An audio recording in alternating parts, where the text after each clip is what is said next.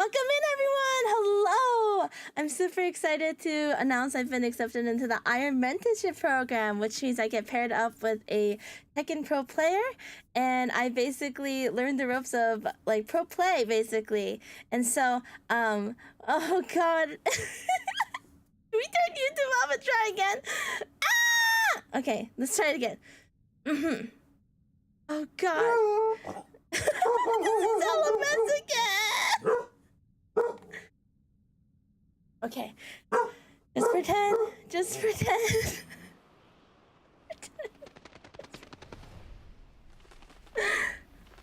Okay, we're gonna try this again. We're gonna try this again.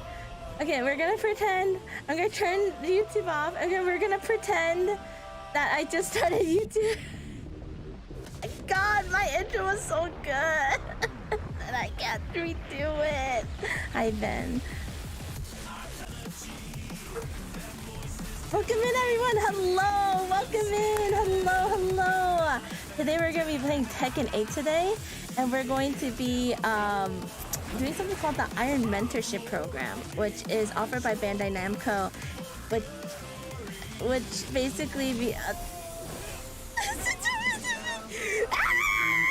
we're gonna try again, chat. Welcome in, everyone. Hello. Welcome in. Welcome in. I wanted everyone,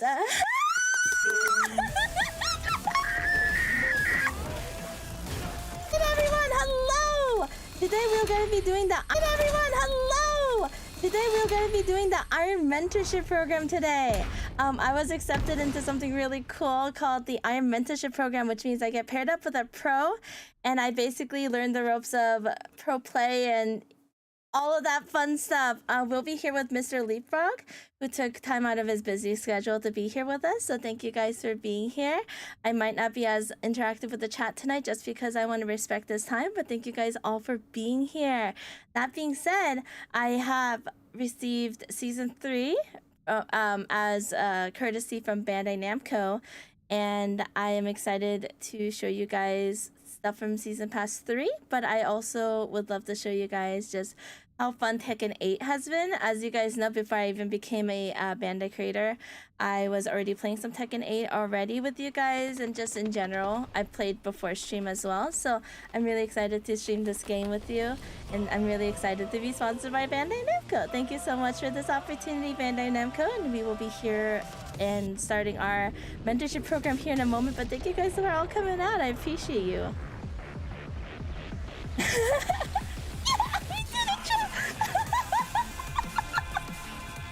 YouTube watchers are like, why is there like 4 different streams? I did it, child. Yippee! Alright. I'm gonna have to delete all the other ones real quick. But we'll do that later. But thank you guys for being here. That being said, once I complete the mentorship program, which I should be about finishing today, I will be receiving a Tekken game key to give out to you guys as a giveaway. And so one lucky winner will get a Tekken 8 Steam. I will let you guys know when that happens. Again, I have to apply for it after my mentorship is over and letting them know, hey, I finished this program. So thank you also for that, Bandai Namco. I really appreciate the opportunity to give back to my community. So yeah, thank you guys for being here. I really appreciate that. Thanks, guys. My Twitch chat knows how much I struggled with that intro. Hi, YouTube. Much love to all of y'all as well. Oh, my heart is pounding. Okay, let's get this started. He's been waiting in the VC long enough.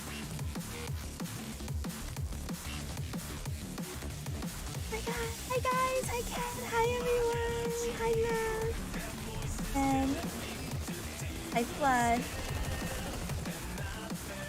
And welcome back, Hopeless. Fucking Minnie, I need you to get into ranks. No! I'm gonna try, but no! Alright. Now we're gonna have the chat open, and then I'm gonna get into the VC. So thank you guys again for... Also, nice emotes like in Banana, very cute.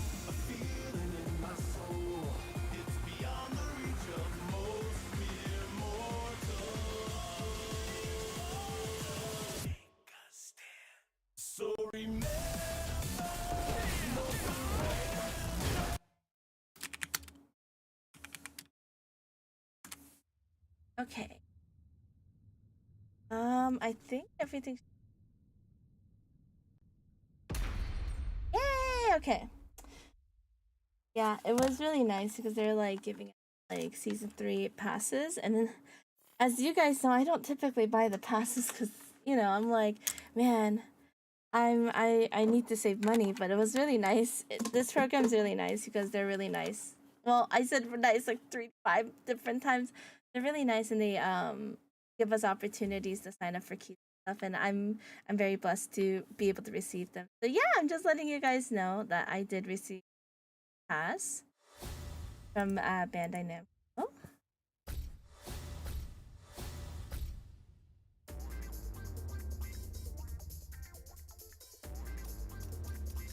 I do like your new emote, Psych. Funny enough, she had come to me to just get one for you, but I was like, nah, the besties need matching emotes. That's what happened. That's... I did let him know I'm in the VC. I guess I might as well look at season 3 pass. How do I look at a season pass, chat? How does one look at season 3 pass? I don't normally buy passes. I really like Tekken. I played it a lot in Korea. So I've played plenty of Tekken games, and so I do think this is one of those things I wanted to actually try the season pass for, so. With your eyes, thanks. Many helps. Dear Diary, Hopeless hates me. Am I looking out the window? How do I look out the window for a season's pass, chat? Come on! This is going great, chat. Oh god. Story? Maybe right here. Happy. Oh, you guys are telling me seasons pass, like seasons. No, chat, that's not what I was asking about.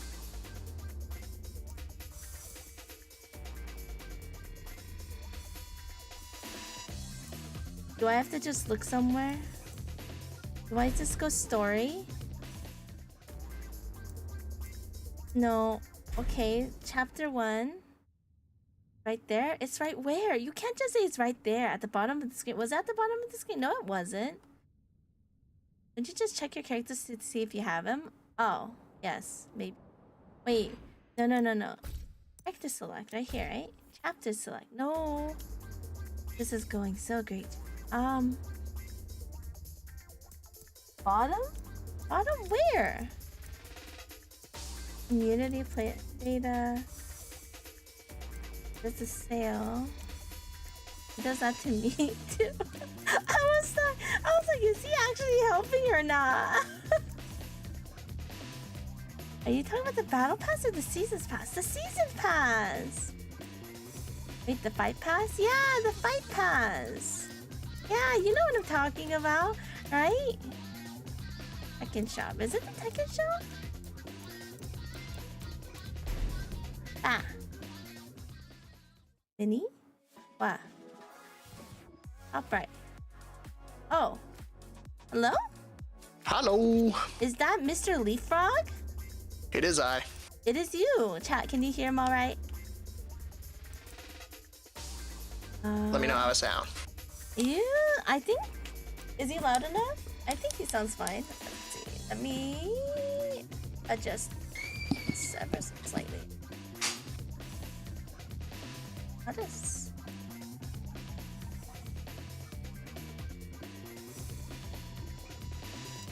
Sounds good? Cool. Well, since you're here, do you know how to look at the seasons past? I wanted to look at it. That's yeah, you go pass? to... Yeah.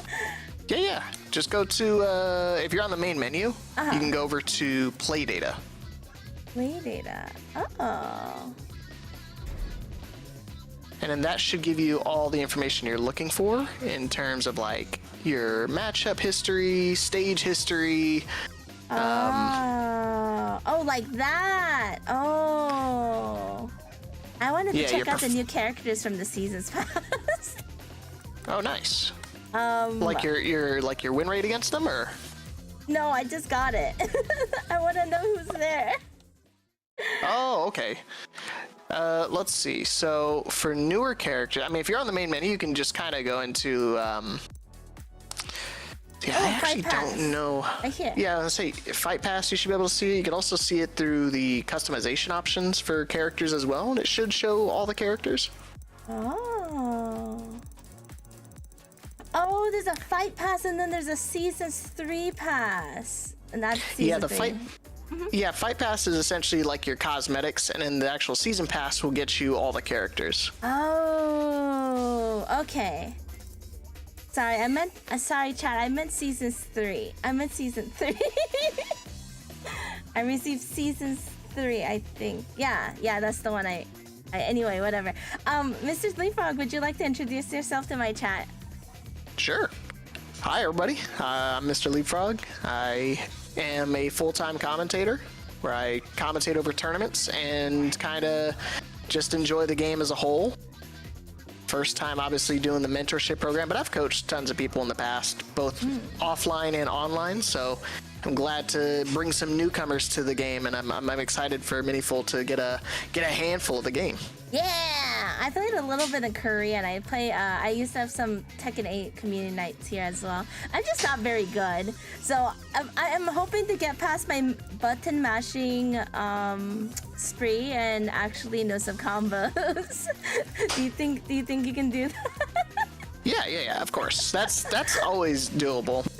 And most of the people don't ever want to get past that stage. So you're already working towards the right direction. I'm trying. I want to try. I feel like I know like some basic combos, but like it's just like really simple. But like that's about as much as I know. So how would we go about this whole thing?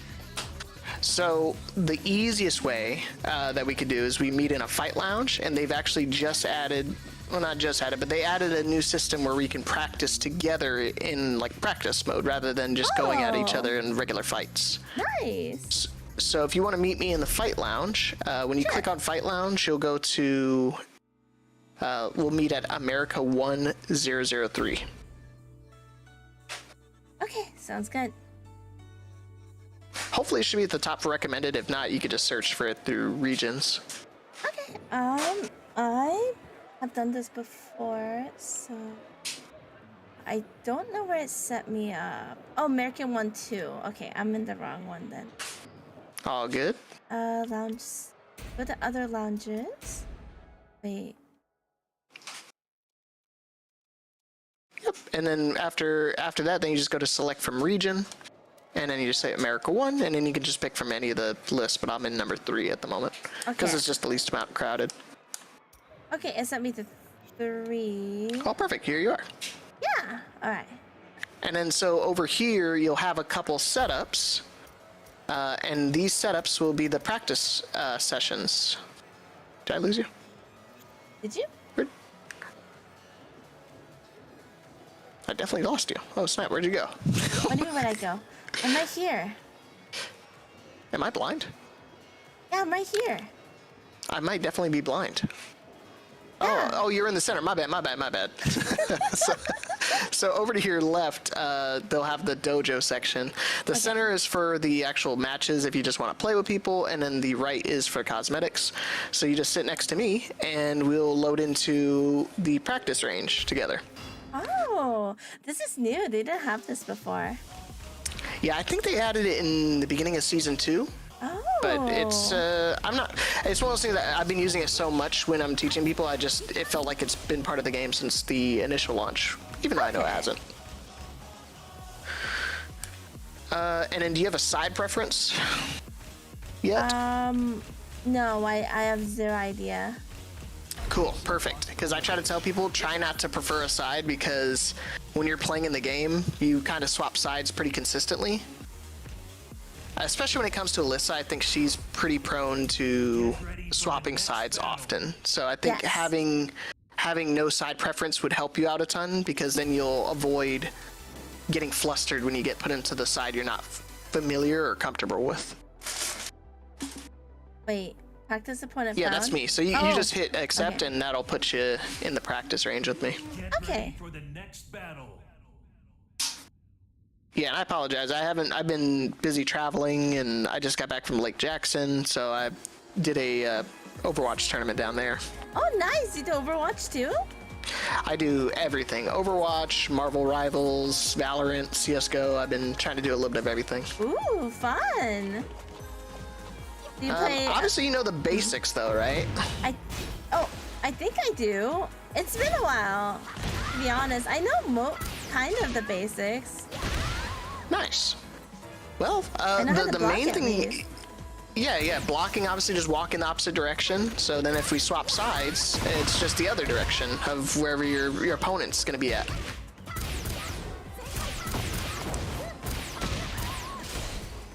The main thing I think you'll probably want to do is just looking for her stronger buttons. I just added to the doc that I made initially some of her like stronger buttons that you should probably focus on using, mostly because they're either safe or plus on block. What plus on block means is just that. Did anybody explain like frame data and stuff to you at all?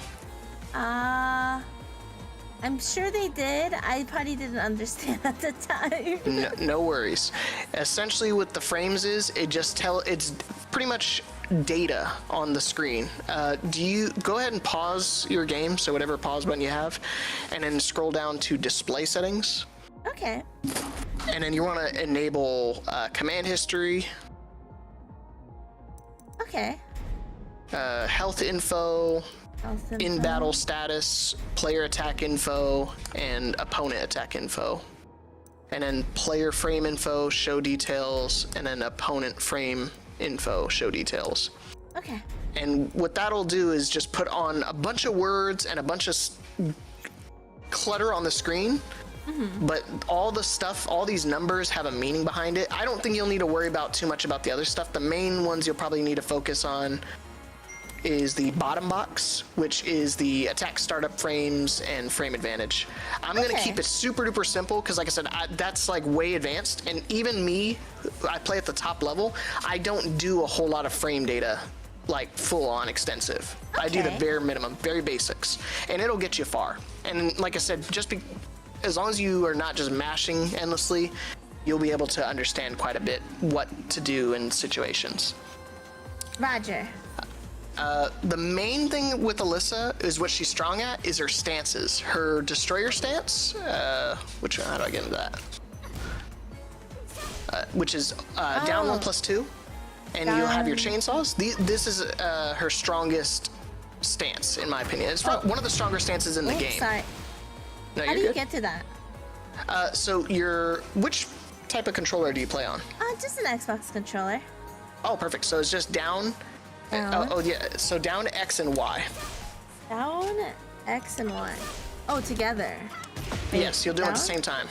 Oh, okay. And then you'll go into And then you'll go into destroyer stance. And with that one is you have access to completely different moves while you're in the stance. Okay. So your normal buttons. So normally if you press your 1, you get your jab, but with that you get your really strong chainsaw.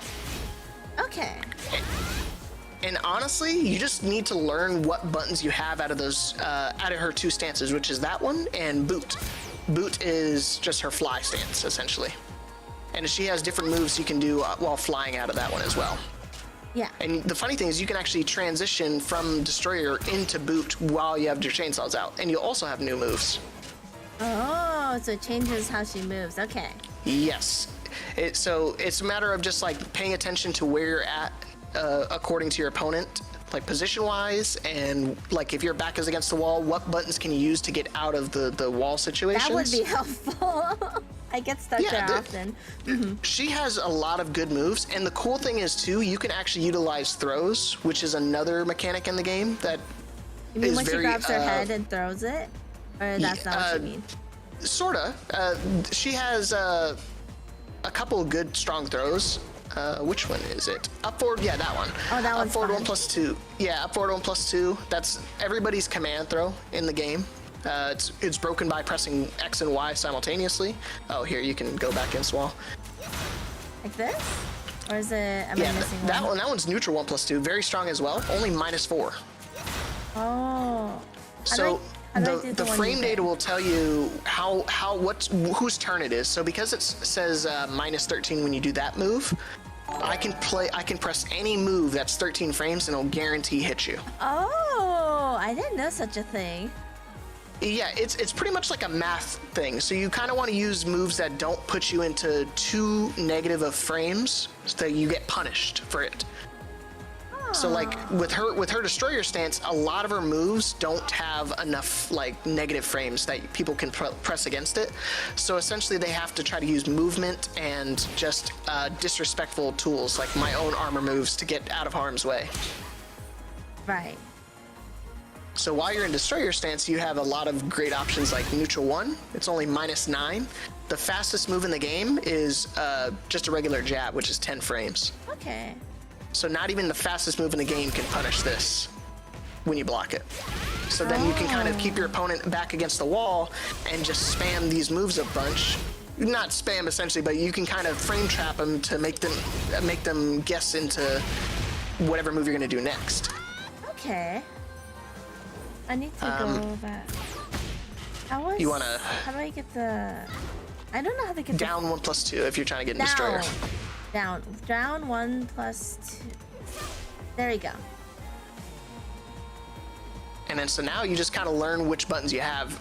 Her destroyer 1 is pretty strong. Obviously it's -9 though, so it's not the best. But I think it's what is it? Forward 1.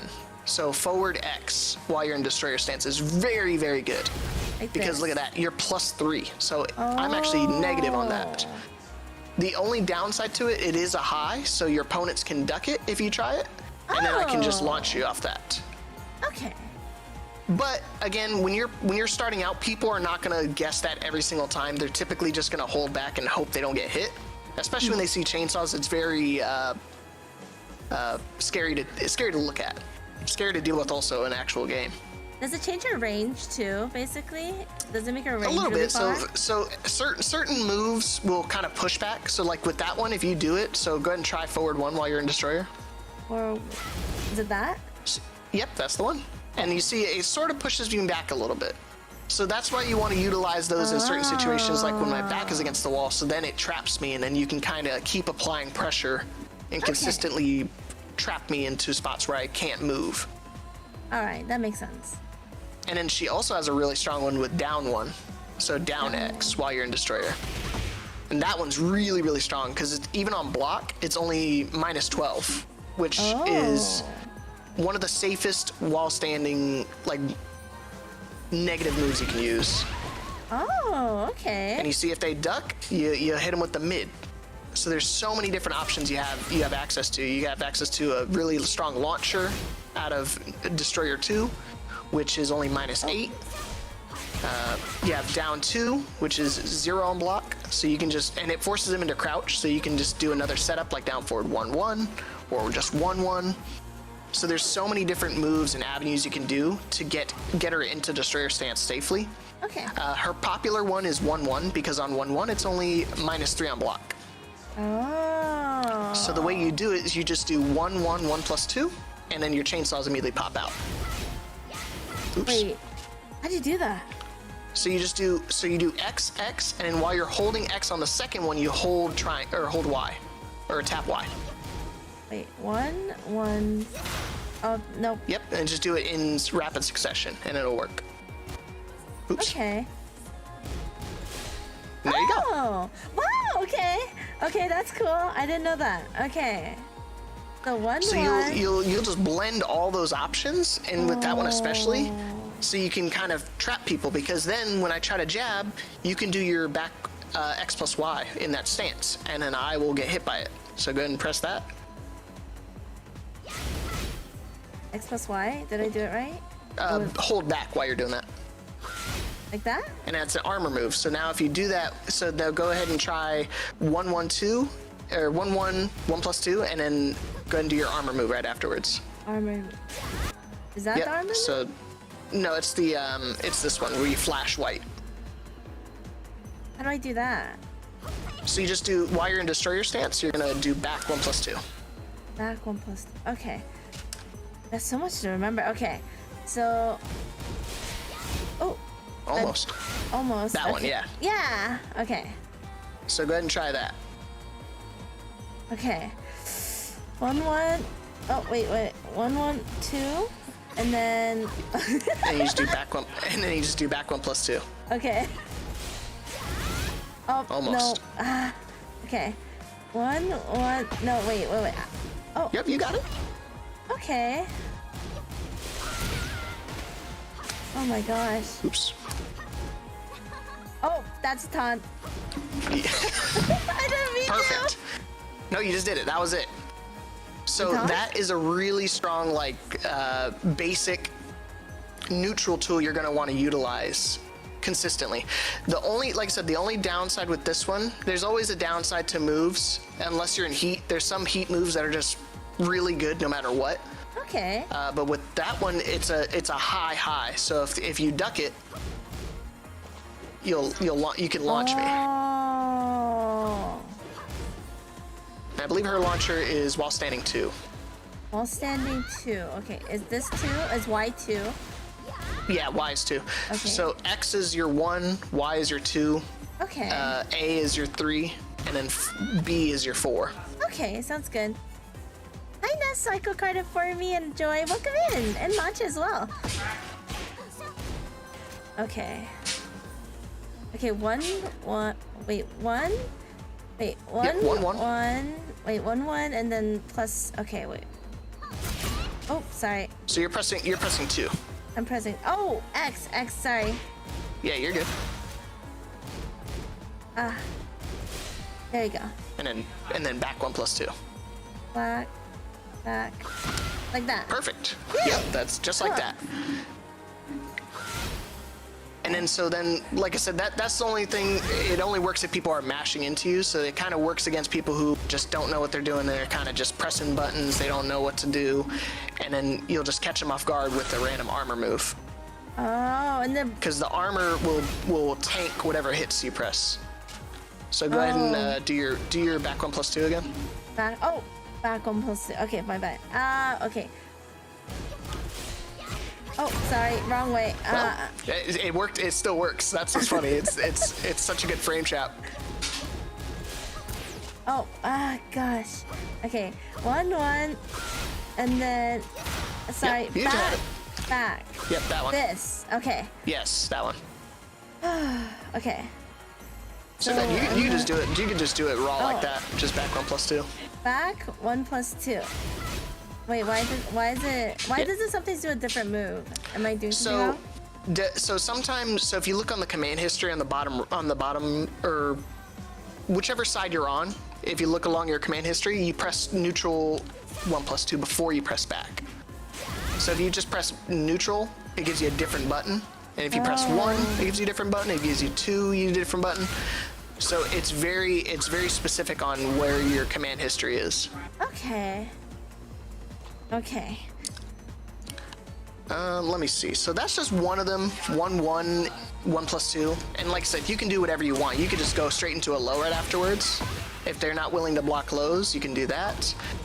You can do very strong mids. Like I said, the mid that you did, the 2, is very strong because it's only -8. You can also do a flip kick, which is up forward 1+2. It launches as well. Okay. I think it's up 1. It's up 1+2 as well. Yeah, and it crushes. So if they try to throw you or something like that, it's gonna catch them off guard and it'll launch them. You have armor that works if they try to press into that.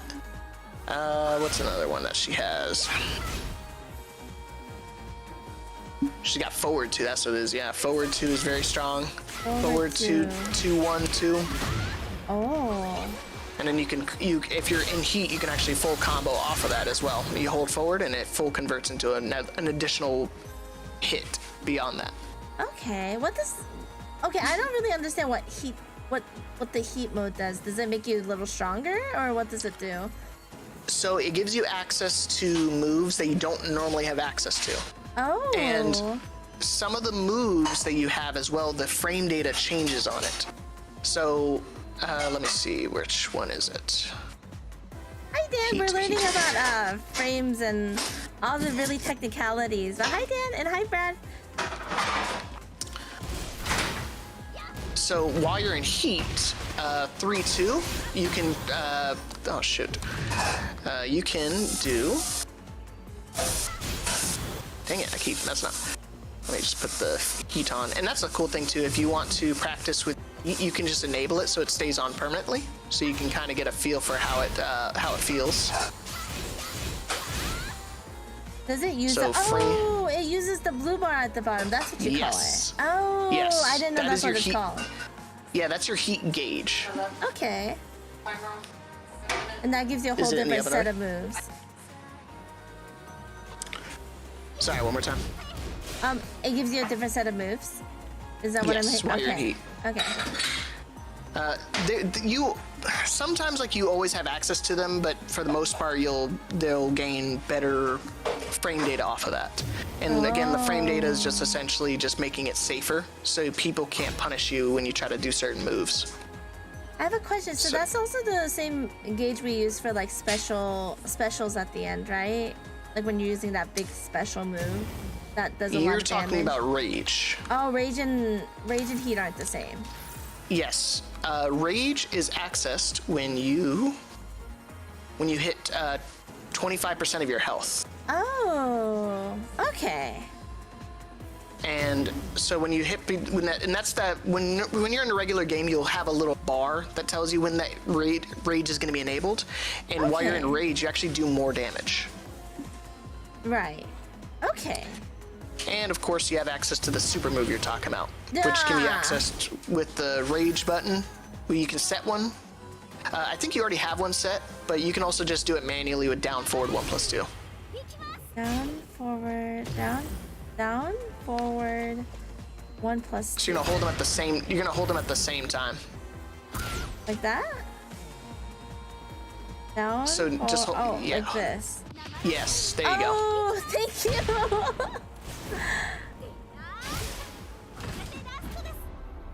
You get the super special move. And the kind of funny thing is with that, so you see how it does 55 damage? Yes. If your health is actually lower, you actually do more damage with that rage art. So go ahead and do that one again. Like this? Yep. And so it said 55 before, and now when you're like at 1 HP, so if somebody puts you really low and you catch them with a rage art, look how much damage it does now. Oh. Yeah, almost 40% more. It's really, really strong. So it's the lower. Essentially, you're going to want to kind of gauge your opponent's health, and you can kind of figure out where you want to actually end the combo up. So if I put you at low, and if I'm low as well, I can do something like this. Go ahead and walk forward into me. Walk forward. Oops. Oh. Ah, damn it. But yeah, that's essentially how you can kind of optimize situations based on your opponent's health. Okay. So as long as you do the right combos and stuff, you can really do a whole lot of damage. Let me see. Another strong move beyond 1-1 would be down forward 1-4. Down forward 1-4? 4? What's 4? Yes, 4 is your B. Oh, okay. Wait. So you have to be from standing to do it, because if you're doing that button while crouching, that's actually called while crouching, or like full crouch. Oh. So it has to be done pretty quickly. So you're just gonna tap the down forward button. Down forward button. So you'll like want to hold your thumb out, and you'll want to do it across them. No, that's not it. I can't. No, you're gonna write, but you're doing down forward 4, which is still correct. You're just gonna do down forward 1. Oh, 1. Yeah, no worries. Okay. Almost. Almost? Okay. Like There that. you go. And then so then you just do down, forward, 1, 4.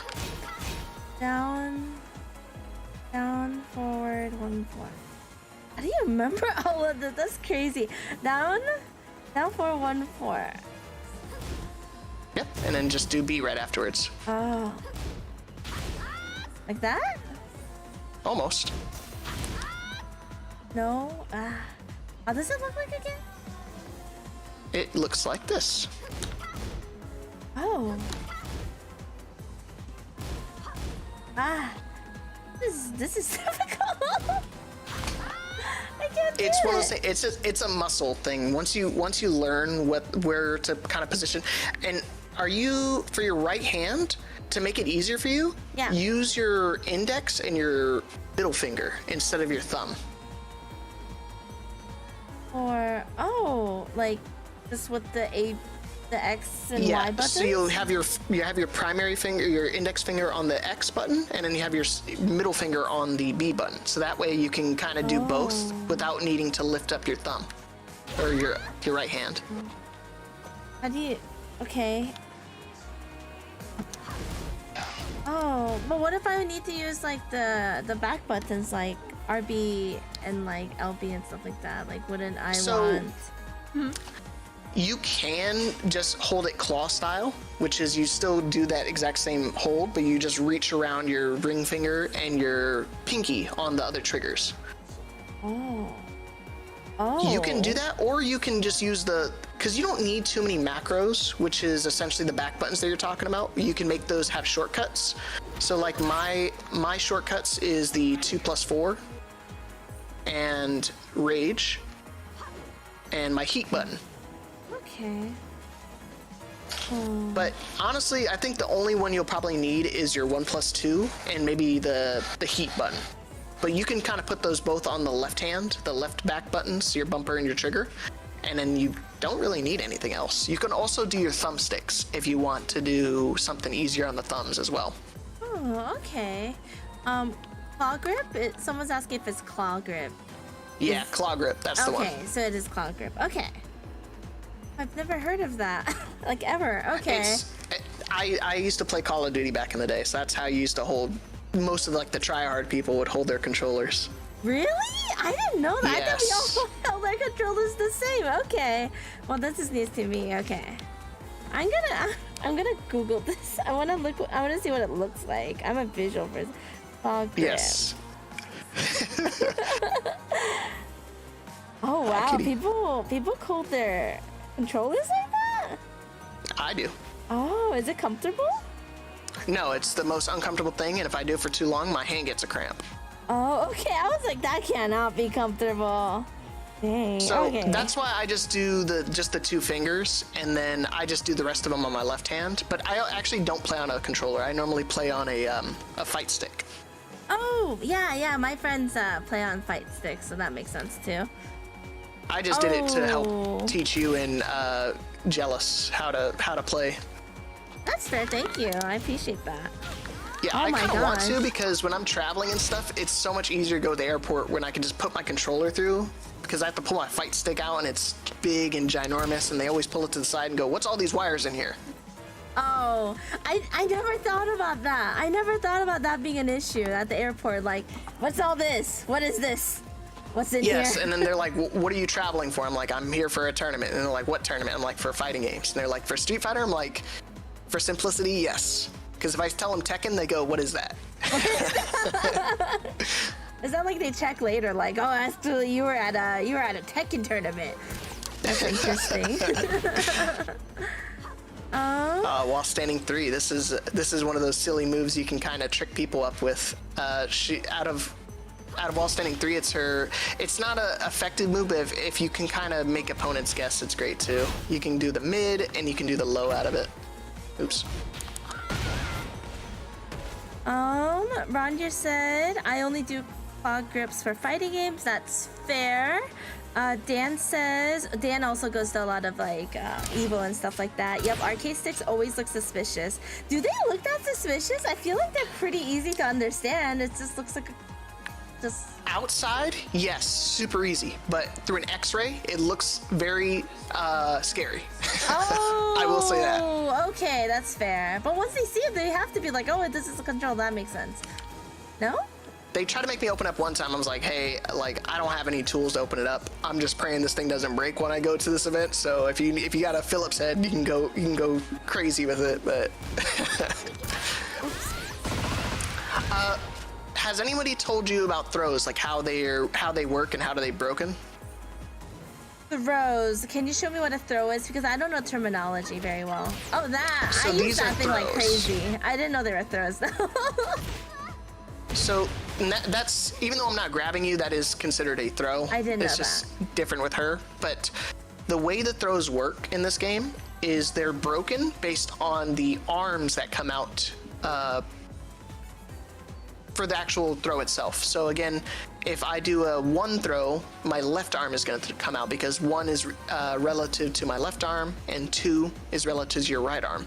And if they both come out, then it's a 1+2. Oh. Very simple. The only problem is everything's going so fast. You're worried about blocking, things are coming out, Yeah, and then all of a it's so sudden you have to intimidating. guess a random throw. But it works to your advantage too, because again, when people are not expecting it, it can really catch them off guard. And for characters that have a wide variety of throws, like King or Paul, it can really kind of throw people off guard. So for you, you don't have too many good throws beyond the command throws. Tracking is defined by the green ring. The green ring will pretty much tell you that it works even if they're walking and stepping. Oh. That's how you avoid some moves that are super linear, is you can walk around them using your 3D aspect. But of course, you can kind of counteract that by using tracking moves. How do you move like that? I know I do it sometimes, but I don't know how to do it. So double tap the direction you want to walk in and hold it. Oh. Wait. If you hold it, it does the full walk. And if you just tap it, it just does a single side step. Thank you. I didn't know that. Okay, cool. And you're actually in luck because Alisa is one of the best characters in the game when it comes to movement. She has very strong side steps. I love that she moves so much. Yeah. She's very And she's got versatile. she's got her backflip, which is back, up, back. I can't do it on controller because my thumbs don't work. Up, back, up, back. How do you do that? It's easier on the wall because she has a special wall animation. So go ahead and do back, up, back. Back, up, back. Wait. So you'll do them at the same time. So then when you do it, it should look like that. And she can just fly away. What the heck? Yeah, it's really bizarre. She can only do it because she can fly. Up, back, up, back. So you do back, back, and then up, back. Up, back. Up? Wait, up, back, up, back? No. So not down. So whatever you're like, you're pretending you're blocking. That's your back. That's my back. And then so you're gonna, and then do up, back at the same time. So it's just like down, forward. It's Like the other this. direction. Yes. This? You just did it. Perfect. That's how you do her flip, which puts her back pretty far. So you just need to do back first before you do up, back. Back. Oh! And then that's a get out of jail free card. You can still be floated out of it, but it's very, very difficult. They'd have to predict it, but not many people are expecting a robot chick to go flying across the sky over their head. So it's essentially you can get out of corners that way. Can I do it again? Can we do that again? Yeah. Okay, back. Oh, Look, that's first awesome. try. That's so cool. Okay, I love that. Okay.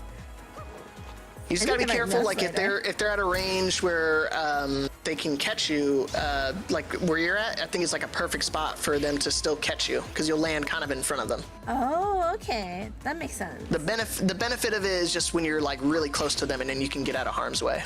Nice. Okay. I usually don't know what to do when I'm backed in a corner, so that's really nice for me to know. You can also do a two throw, which is Y and B at the same time. Why? Like this. Oh, this one. I love using this one. Yes. And the benefit of it, so for example, if your back is to the wall, go ahead and do the two throw on me. Wait, two throw. What is? Oh, this one? Yeah, your Y and B, yeah. Y and B, Your Y and B. at the same time, yeah. And then now look, so your back was to the wall, and now my back's to the wall. Oh, which is why you said don't have a preference for right or left because you're gonna Correct. switch. Yeah. Because then it just swaps sides on you. But all the input, all the notation wise, they say the same, but they're just relative to where your opponent is. So now, if your example on the left side, you just gotta flip flop the notations, just mirror them. But like 1, 1, 1 plus 2 still stays the same. It's just opposite direction. Okay, makes sense. And the cool thing about that throw too is it works. So even if I tech it, so if I break the throw, which is just doing, so go ahead and do your 2 throw. If I tech it, look, I'm still stuck in the corner here. Okay, what does tech it? What does tech it mean? Teching is essentially just saying you're breaking the throw, so you're not getting hit by it, because throws are not guaranteed. You can break them by pressing the correct button relative to what throw it is. Okay, so remember, it's a 2 press? throw. It can be broken by, okay, I'm gonna complicate things again, but Okay, no worries. Generic throws are throws in the game that everybody have. This Your one, 2 throw like that, yes. That can be broken by X or Y, so 1 or Y. 2. 1 or 2. Oh, okay. So I'm gonna throw you here and go ahead and break this throw. I got it. Oh! Perfect. That's so cool! I never know what to do when that happens. So yeah, you can do that, and that's kind of works with however whichever, you know, any type of generic for it. Oh! So Sorry. now I do the 1 throw and it works. And it works. Wait. Oh, sorry. The timing's kind of tight, so like when you see the throw, that's when you'll tech it. Oh, when you see it. Okay. So I'm gonna. Oh, sorry. Oh, you're good. Oh. It's a very tight window. You only get like 9 frames, like 10 or 9 frames to break it. Oh my gosh. And so you have to like pay attention to it visually, and you have to also. Oh my gosh! Finally. It's all practice, because then that's when people can mix up their other command throws, like the 1 plus 2 throw.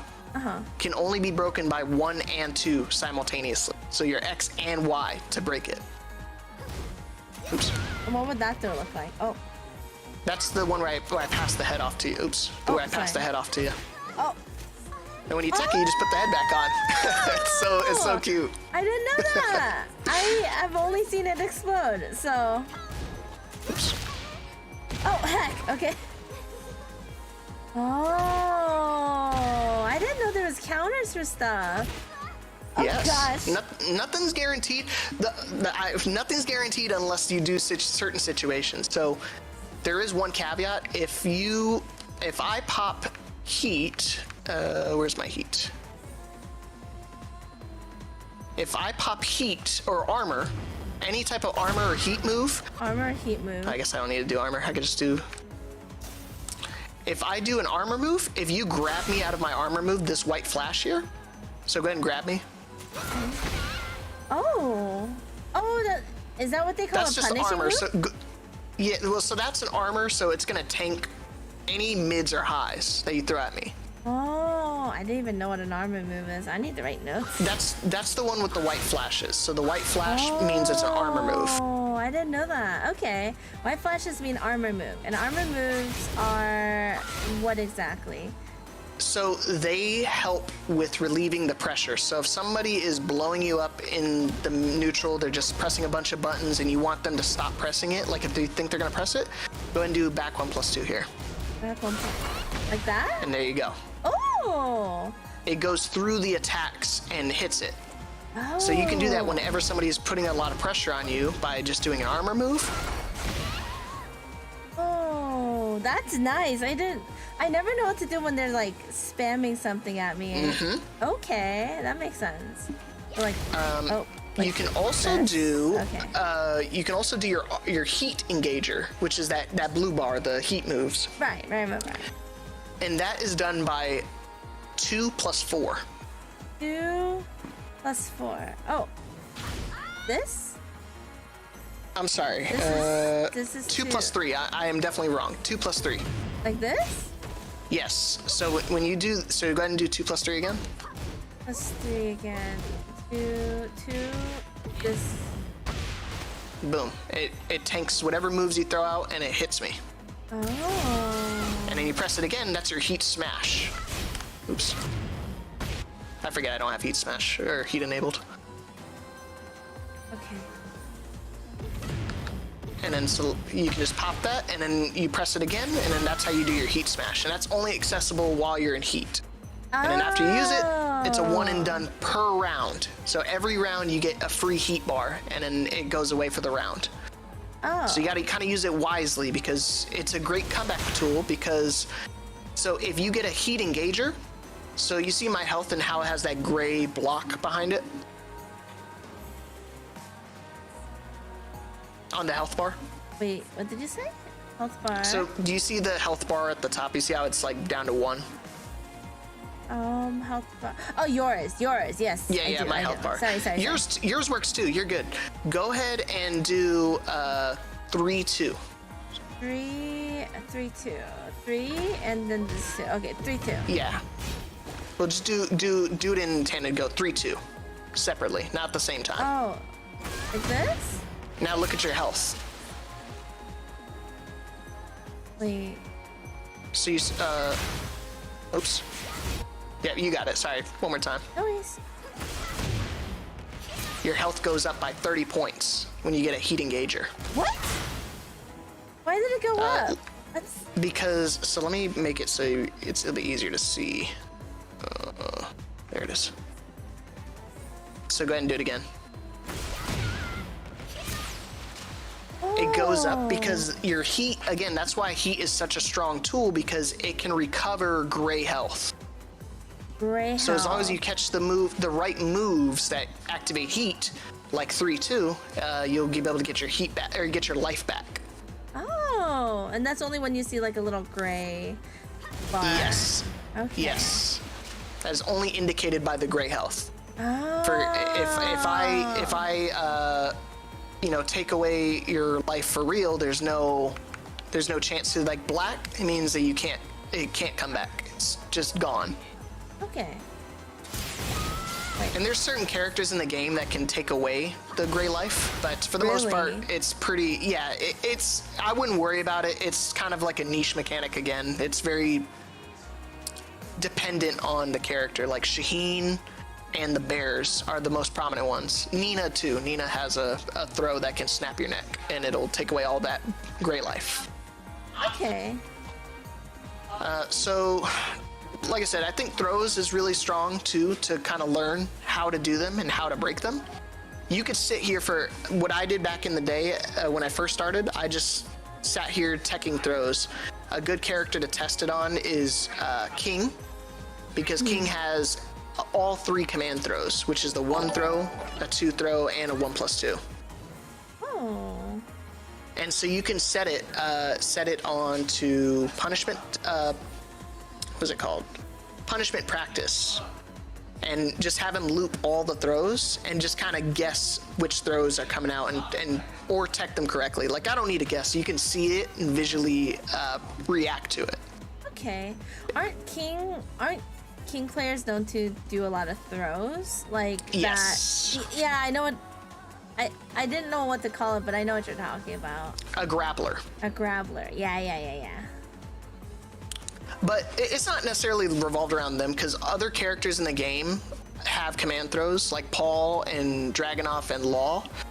They have command throws, and they're not considered grapplers, but you still got to pay attention to it, because you can really get caught off guard by a random throw during the match. Okay. And you can do it on your opponent too, because again, the benefit of like armor moves and stuff, it tanks those hits I was talking about. Okay. But if you grab me out of the throw, I can't. I'm sorry. If you go ahead and grab me again out of the throw. Wait. I can't tech it. It's guaranteed. Wait. Why? Oops, I did the wrong button. That one. Oh, that. Because armor, right there. See that white flash again? Uh-huh. So that's the counter play that you're talking about. You're saying, like, how do you counter certain moves? Because this is really strong. Yeah. But the counterplay to it is you can grab it and lows. Lows, you cannot, lows will break armor. Oh. Does See that how break it interrupts it? Yep. Oh, I didn't know that. Okay. Oh, and then it says right there, counter. Okay, that makes sense. That's the counter hit, What's and the that's the difference counter between play. a counter and a punishment play? I don't understand that. So punish is, remember I was talking about the frame data that certain moves are minus whatever? Yes. So for example, if I do this move, it's minus 12. Okay. So go ahead and do your 10 frame punish, which is, actually, let me see. Do your 1-1. Yeah, that one. Okay. So I'm gonna do this move, and you're gonna block it, and then you're gonna punish it. So how do I punish it? I don't. How do you punish it? You're gonna just whatever frame data is relative to it, you're gonna do the move to actually respond with it. Okay. If that makes any sense. So 1-1 would be the punish. That is her move. 10 frame. That is her 10 frame punish. Yeah. Oh. Okay. Damn it. So you're gonna block it first, and then you're gonna punish it. Oh. Oh. Oh. Okay. I'm trying to block. There you go, and then you can punish it. Oh, I didn't punish that. Oh, I Almost. don't know why it keeps that. Okay.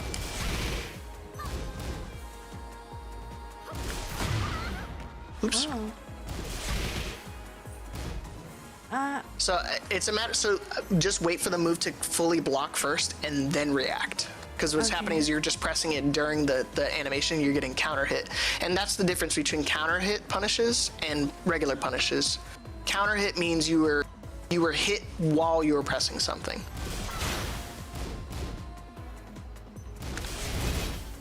Okay, and then I would punish you right there after I'm done blocking. Okay. Perfect. That's it. Yay! I figured it out. Okay, cool. And so that's your fastest punish, is your 10 frame punish. So you can realistically use that to punish everything. But as the games, like as you start progressing through the levels, you're gonna want to increase your proper punishes to match whatever moves they do. So like her 13 frame punish is her down forward 1-4.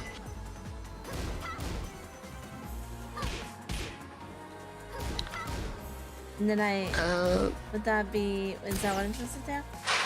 That's the right punish, because that one's only. I'm trying to think which move for hers is. So it's 13. like fighting games, like a lot of math constantly. Is that kind of how it is? Because we're always talking about frames.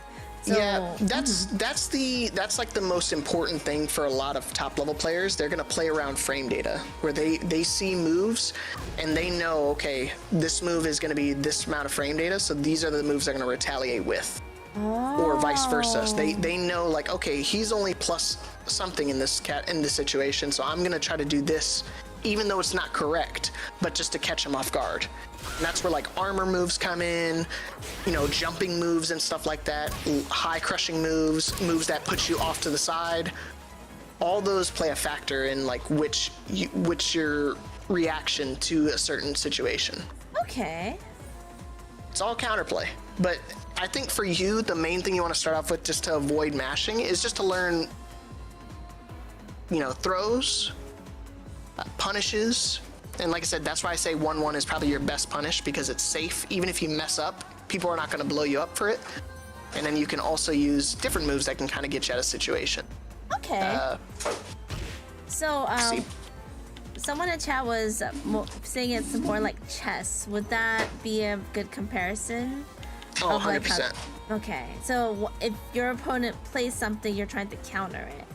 Correct. But like it's super. But for you guys, it's like super fast. Like you have to like make a decision in a split second, right? Yes, and you can counteract that too. So if you're playing against a king, like for example, you're loading into a match and you're going against a king player, you already know that they want to start using throws to their advantage. Right. So to counteract that, you can start using a lot of high crushing moves that like will mess them up. So doing that to get out of harm's way, because the only thing with your throws, they can't work on you while you're airborne.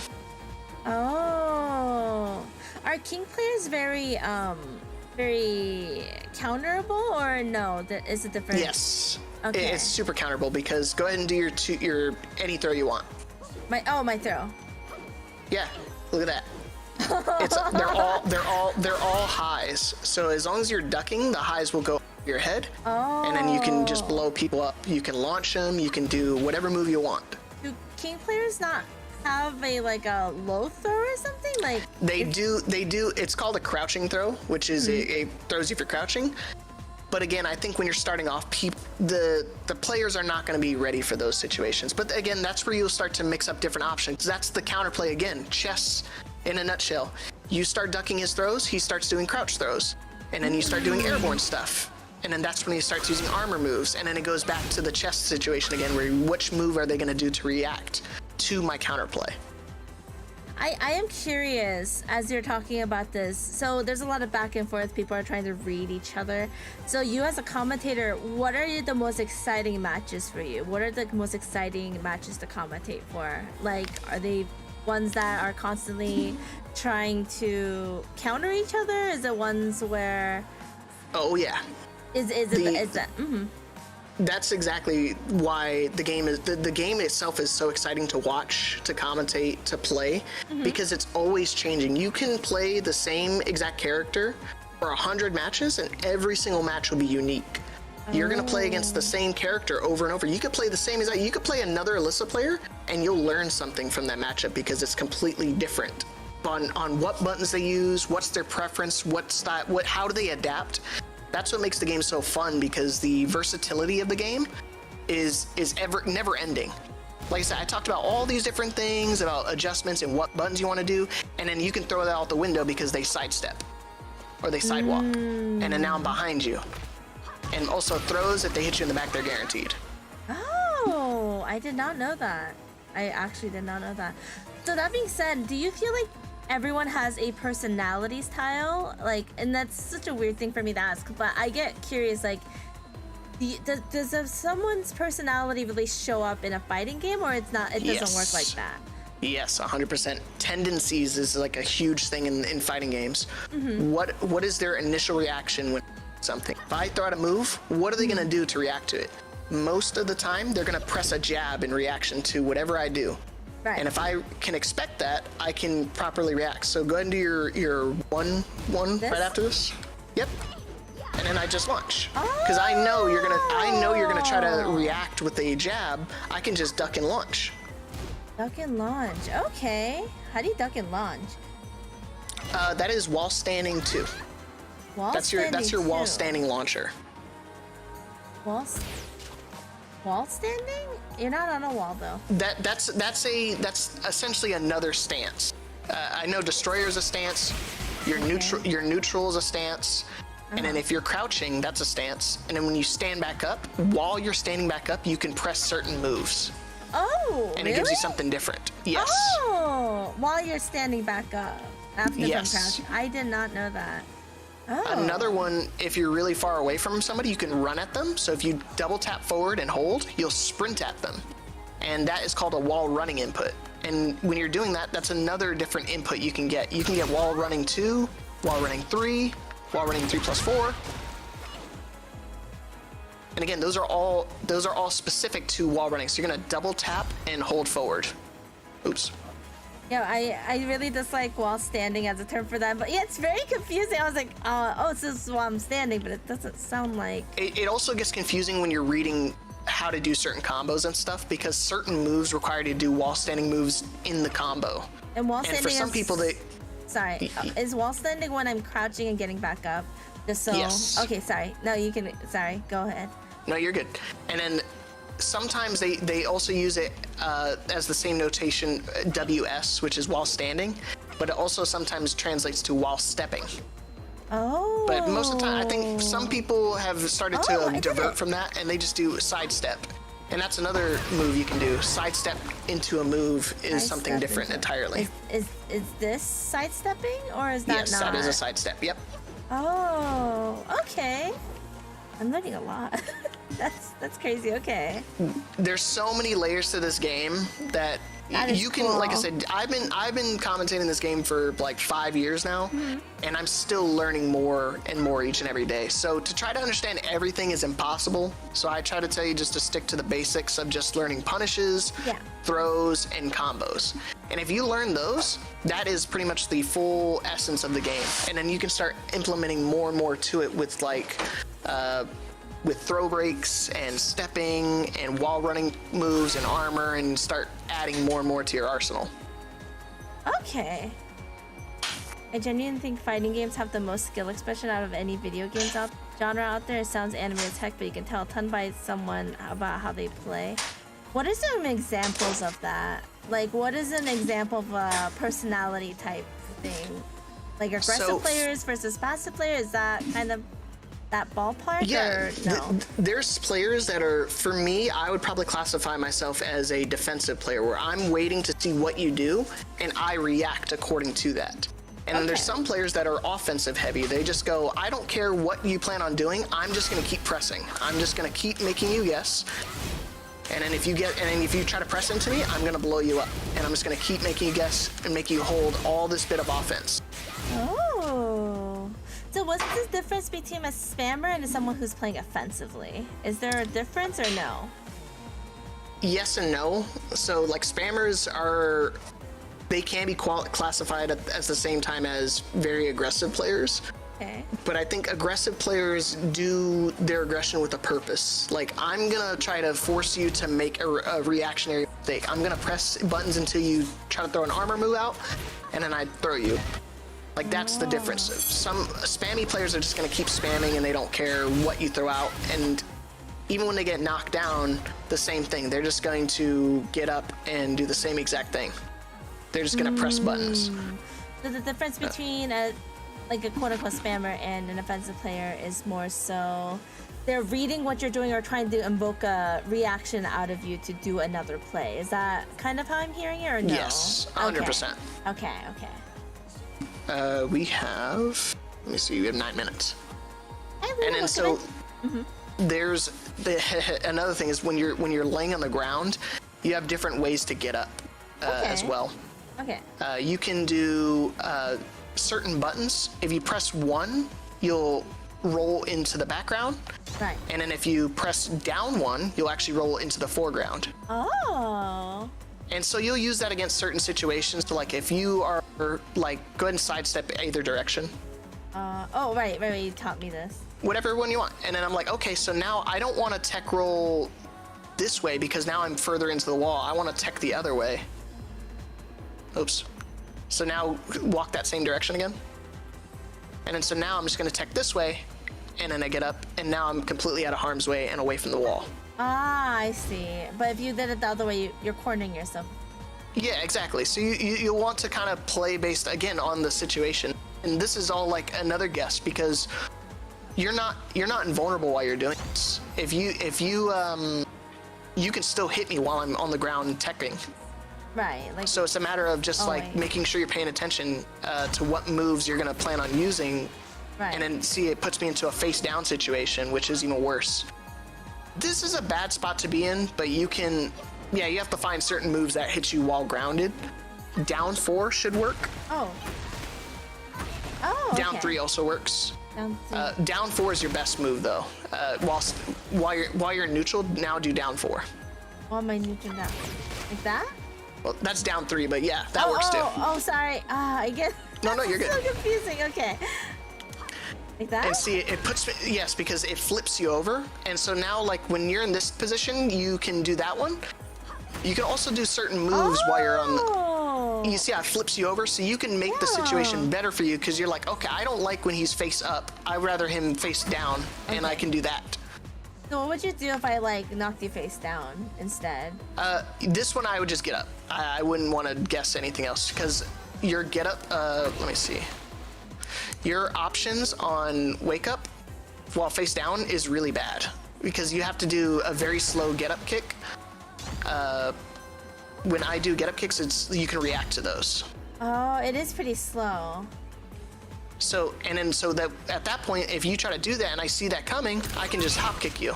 Oh, Okay, And the hop kicks will crush any of the low standing moves.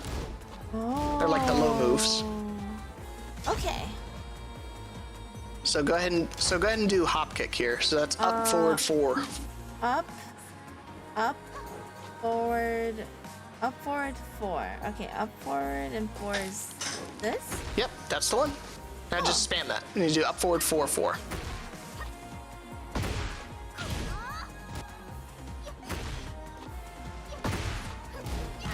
Yeah, you see how you did that second kick? So go ahead and try to do that here while I'm getting up. Oh, am I doing the correct thing when you're getting up, or? Yeah. You're just doing to do this one.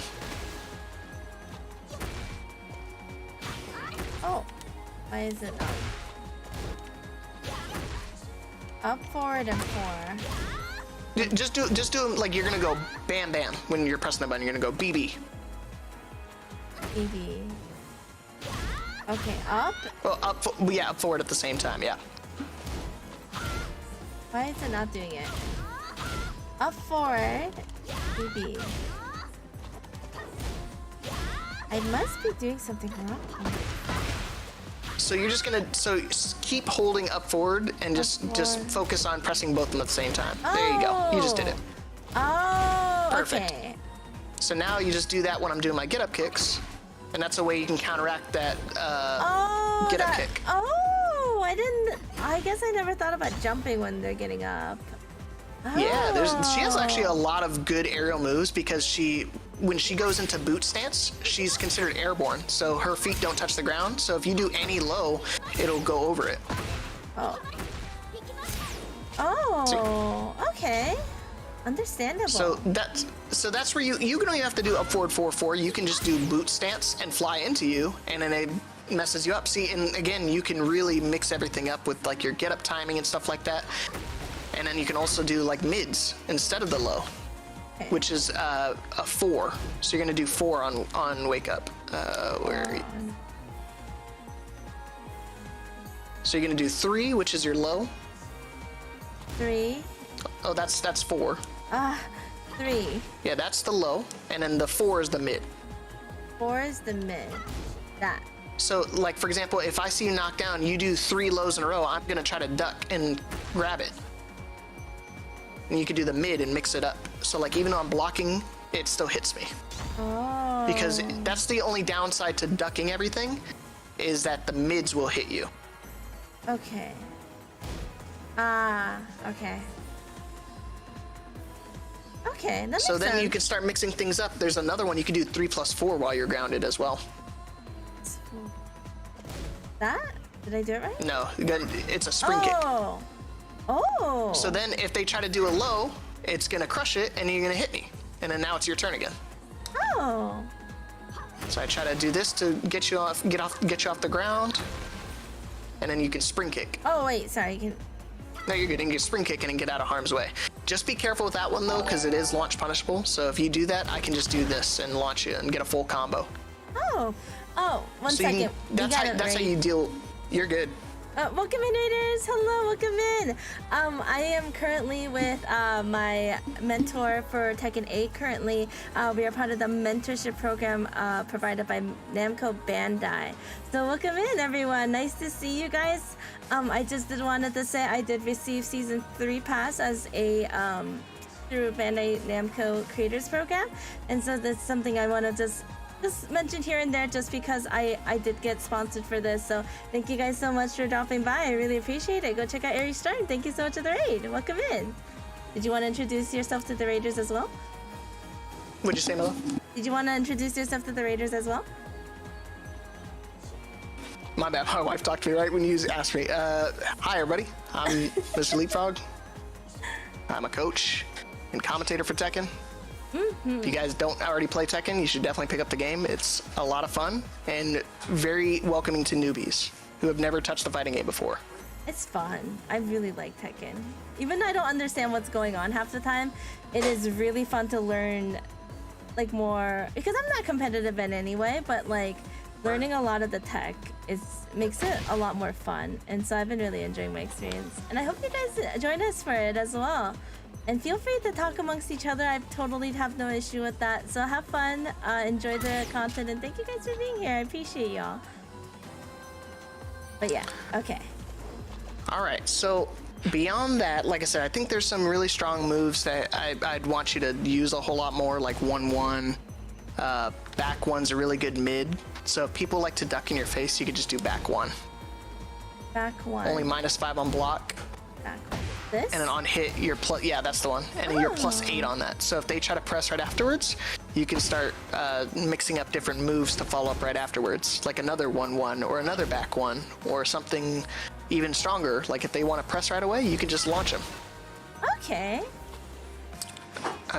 Your down forward 2 is like your primary launcher. It's a little slow, but it is only -9 on block. So if they try to, it doesn't launch duckers, but if they press into it like a counter hit, it will launch them. Okay. Well, this. And then you can do full, yeah, and you can just do full combos right afterwards. When you learn how to do combos, you'll probably learn, it's called a B&B, which is a bread and butter. It's essentially saying when you do any launcher, you can do this string of moves in the work every single time, no matter what. BB?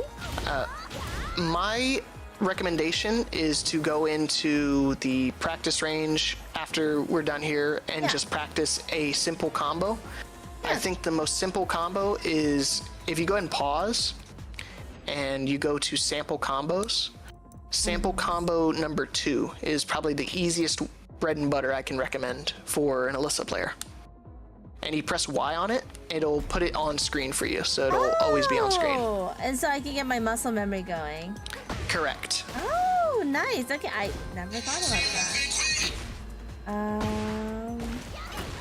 Oops. Okay. 1, 2. Oh, wait. I feel like there's so much to remember.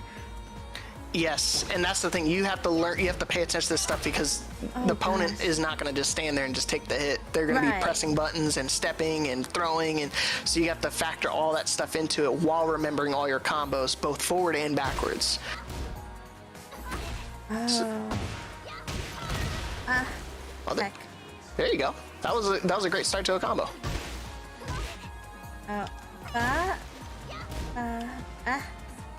Pain. Okay.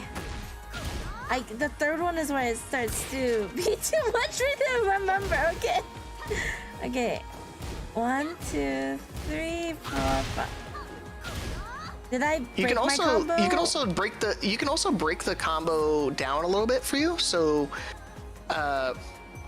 when you're looking at the actual combo, you can start breaking it apart into separate moves altogether. So you can see the first move is down forward 2, and then the second move is down forward 1-1, and then the next one is back 2-3, and then the last move is another back 2-3. Oh my gosh. Okay.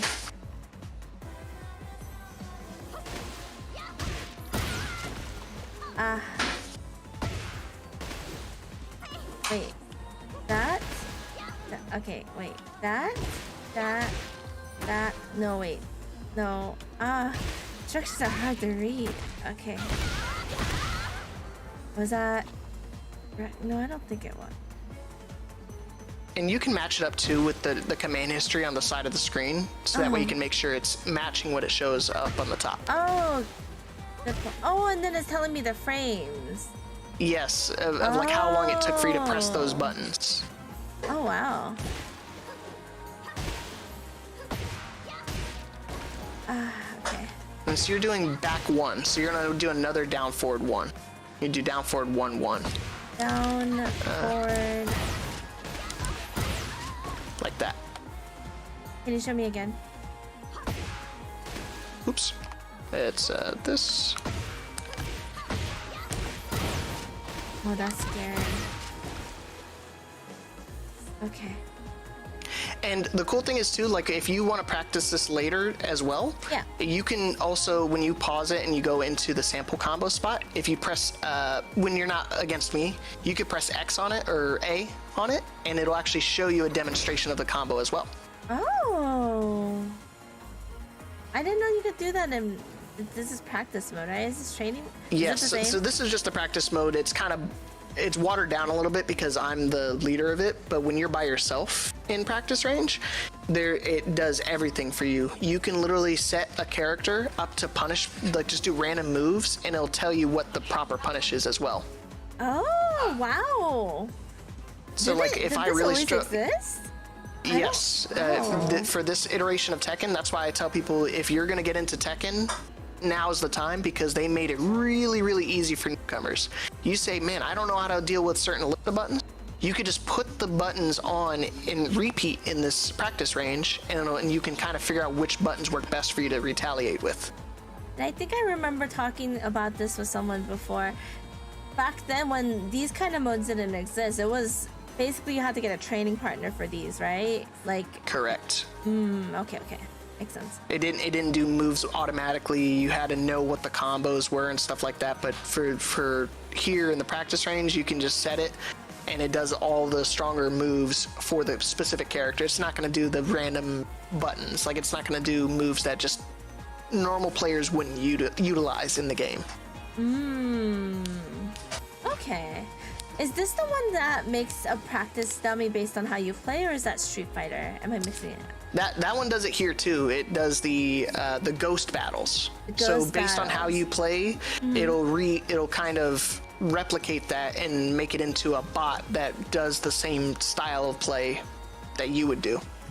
I remember I was trolling once, and my character only did low kicks, and I think the bot only did low kicks the whole time. It was really funny how they would just do that. Yeah. I wonder how the bot determines how you play. It's really advanced because it just compiles all the game data and to make it so it's only going to pull the successful data. It's not gonna just pull your losing matches.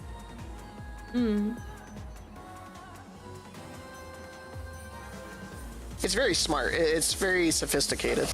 Really cool. Yeah. I'm actually very impressed with it, yeah.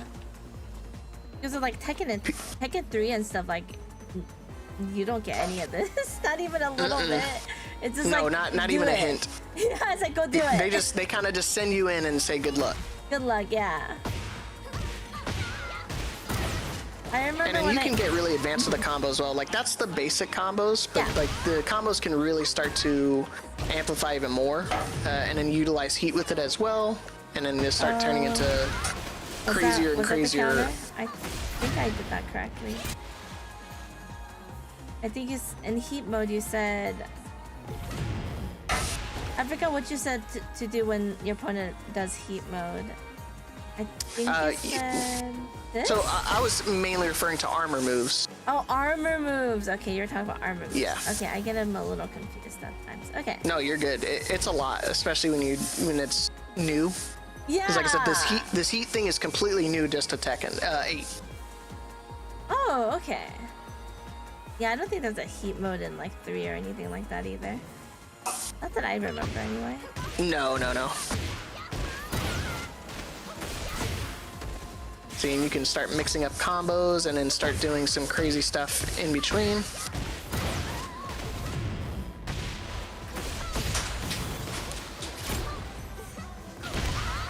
Was that the correct move to roll the other way and try and get out of your range? Or yeah. It's the tech roll.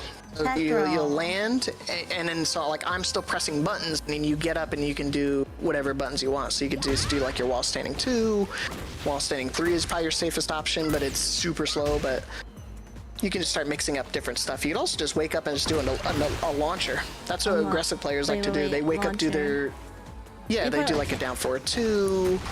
And this forward is 4-4. I think this was my... No, that wasn't my launcher. Oh, what did I press for my launcher again? There's different ones. You have down forward 2. Down forward. Oops. That one, the uppercut. And then you also have up forward 4-4. Okay.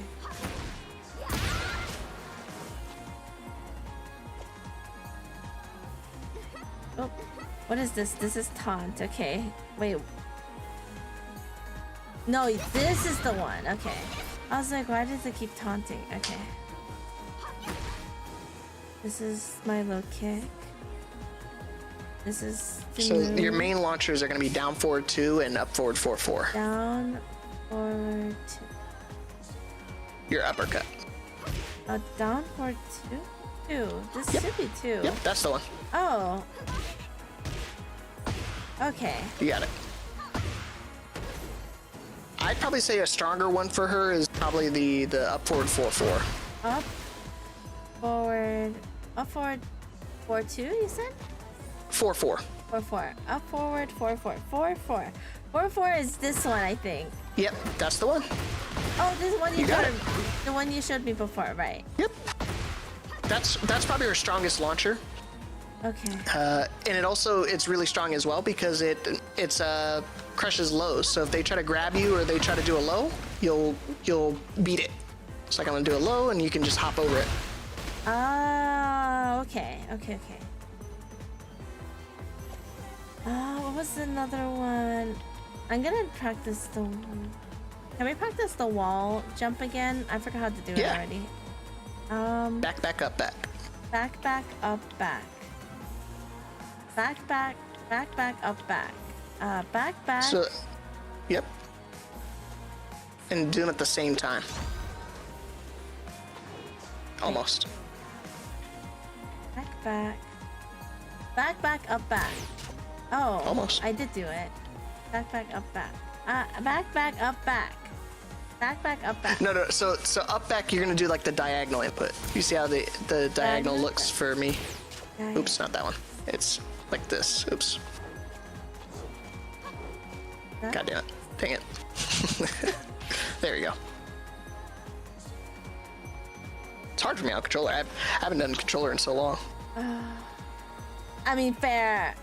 Back, back, up, back. I guess I don't know what you mean by that. The diagonal input, remember, it's gonna be back, back, and then diagonal up, back. It's not gonna be up and back. They're at the same time. I don't know how I did it before then. So you're gonna push both the up and the back button at the same time to get the diagonal. Just like how you do down forward 2, it's just up, back. Oh. So this? So what's Not quite. So try up, back at the same time. up, back at the same time? Yeah, do you see how you get the diagonal input? How did I just do that? Thanks for the follow, welcome in. Oops, sorry. You're good. Okay. Almost. Now just do back, back first, and then do that flip, and then you'll jump over my head. There you go. Oh, right. Okay. I don't know why it doesn't... I guess I have to be more intentional with the way I push it. Learning Tekken 8? I am! Welcome in! Yeah, it's super specific too, because like you see, if you mess up just a little bit, it just completely doesn't work. Yeah, it doesn't do it at all. And that's how combos are going to be too for you. Like if you mess up just a little bit on a combo, it just completely whiffs, and then you drop it. And if you're in game, it stinks because you don't get another chance. Your opponent's going to get up and try to punch you. Right. And remember, you can also use throws. Do you remember which throw it was to get out of the corner? Wait. I think I'm trying to remember. This one? No, wait. It's this one, right? Yeah, that's the one. Cool. And then can you do a couple of throws? I keep forgetting that you can tech them. Okay. And that one is still this, right? You still Yep. They're still the same. Oops, sorry. Okay. And which is the specific one? Is it that one? The specific one is the command throw, which is when both arms come out the same time, and I do that. Oh, right. Okay.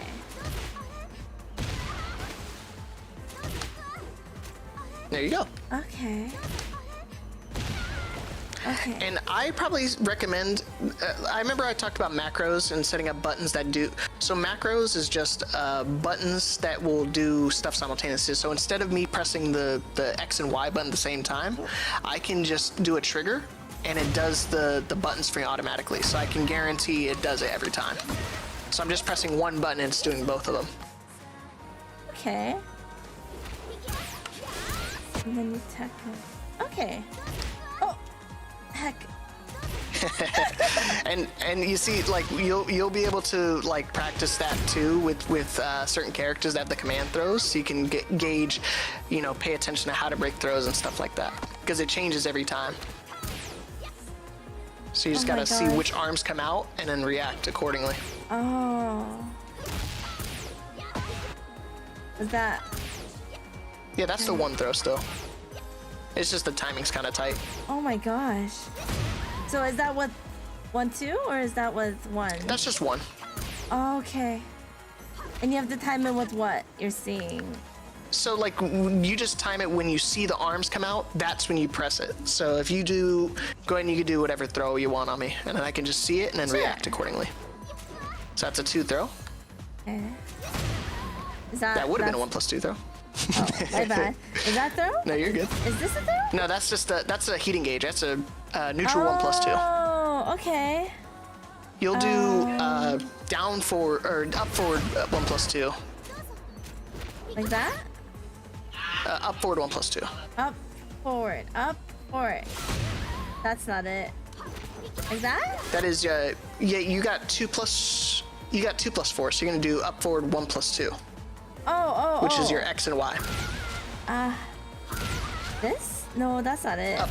That one. There you go. That's it. That's the one. Oh my gosh, I'm so sorry. It's so confusing. After No, feeling you're challenged. good. That's why we're learning. Okay. Welcome in Fusion. I lightly say I main Alisa because I used to play like in the arcade machines in Korea, and I would love to play this character even though I didn't exactly know what was going on, but I really liked her. I liked her design. I liked the way she feels when I play it. So I got a really cool opportunity to properly learn her, so that's why MrLeapFrog is here today. So yeah, I am a Alisa main, but I'm also super duper casual. Like, I don't know what's going on half the time. But I'm learning a little bit today, and I'm learning a lot. Oh, welcome in. Oh God. See, that's where it gets really exciting, because like you'll start to play the game, and then some random stuff will come up, and you see you tech the 1+2, and then that was the 1 throw that came out. Yeah, and then you change it up on me, and then I'm like, oh heck, I can't. I forgot. Right. See, and that's the counterplay. So you can that's like the tendencies you can kind of put onto your opponent. You do like the 1+2 throw the entire game, and then when they get down to 1 HP and they're not expecting to see a throw coming, and you just hit them with the generic throw, and it catches them off guard. Right. Or a different command throw. How do you so even that's for predict that? the chess. How do you get that? How do you even predict that they're gonna do something differently, or when they're gonna start switching things up? Like, can you even prepare? That's the beauty of the game. You really can't tell. I mean, most of the time, like for me, when you play for a while, you'll start to understand people's mindset in the game. Like if they do 3 lows in a row, chances are they're not going to do a 4th low in a row. They're probably going to do a mid something to make you duck, and then they blow you up. So if I do like 4 lows in a row, and then you try to duck it, I can just do a mid and then launch you.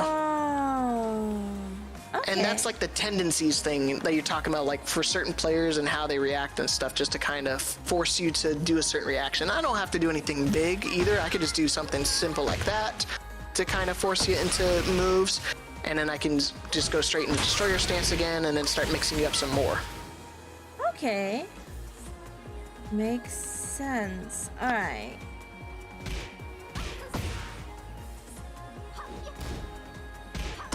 And I know you taught me this before. What was the importance of this? Is it because it's fast? Yeah, it's really fast and it's safe on blocks. So if I do actually block it, you can't get punished for it. Like you could just block right afterwards as well. Oh. But like, because again, it's only -3, so you can just immediately block right afterwards. Oh. It refers to the fact that I can block right away because I recover. Recover? Is that the word? Yep. I don't know. Yep, recover. Okay. In most people's minds, when it comes to the game, they think it's a turn-based thing, but it's not. That's not necessarily the case. Most of the time, it is. Like they see a big move come out, and then they think it's their turn afterwards. But you can play the frame data accordingly. Be smarter than your opponent and just say, you know, he thinks it's his turn, and then I can just blow him up with a move when it's actually my turn. Okay. And that's where counter hits and stuff come into play too, and really start to open the game up. Okay. Because back 4-4 is a strong move. He thinks it's his turn, and I just hit him with the back 4-4. Okay. What is clean? What is clean? I see clean, counter, punish, and wall. What is Clean the clean? is a clean hit, which means that you're in the proper range for it to actually connect. Because if I do that move from this far, not clean. If I do it up close, clean. Oh. Okay, that makes sense. All right. That mainly refers to moves that are sweeps. Like Paul has a demo man, but it only works if you're in clean hit range. Right. You see, that move's awesome because it puts you at plus 71. Wow. It's absurd, but it's mainly because the animation, if you block it, you're like minus 30 something, which is like easily launch punishable. Wait, which is the one where you did the head grab? What's The that throw? one? Or are you talking about this one? No, Neutral no. 1+2. I'm talking about the one where she gives the head to someone and it explodes. Up forward 1+2. Up, forward, 1+2. My gosh, there's so much to remember. I would probably say just write down the moves that you like the most, and then just so you can get a feel for those ones. Okay. Yeah, that's up forward 1+2. That's a really strong move too, because it's a free launcher. Okay. And then even on block, it pushes you back pretty far to the point where people can't do anything to try to punish it. Okay, that makes sense to me. Alright. So that'll be your homework. I mean, obviously I'll still be there to help you out with stuff beyond, because I know today's the last day for the mentorship program, but I can obviously still help you learn the character Yeah, once you get more familiar with it. I know you're super busy too, so thank you for making time today. I really course, appreciate that. Yeah, so I'd probably say for your homework, just go into the practice range and learn all the sample combos for her, because I think you're at that's our unblockable. Oh. So the unblockable, obviously, it's special because it just takes a really long time to charge up. Yeah. Which one is their unblockable? I forgot to do it. Yeah, there you go. And even though I'm holding back there to block it, it still hits me. But it's super. It takes super slow. Super slow. So that's the only thing with it, is that when you're doing it, I can just run up and interrupt it with whatever button I want. Right, but Because you didn't you're stop obviously me in pressing. time. Yeah. So, and that's where, again, when it's turn-based like that, it can catch people off guard, because now it's my turn, and then you're sitting there waiting for me to do the move, and I can just catch you off guard with the unblockable.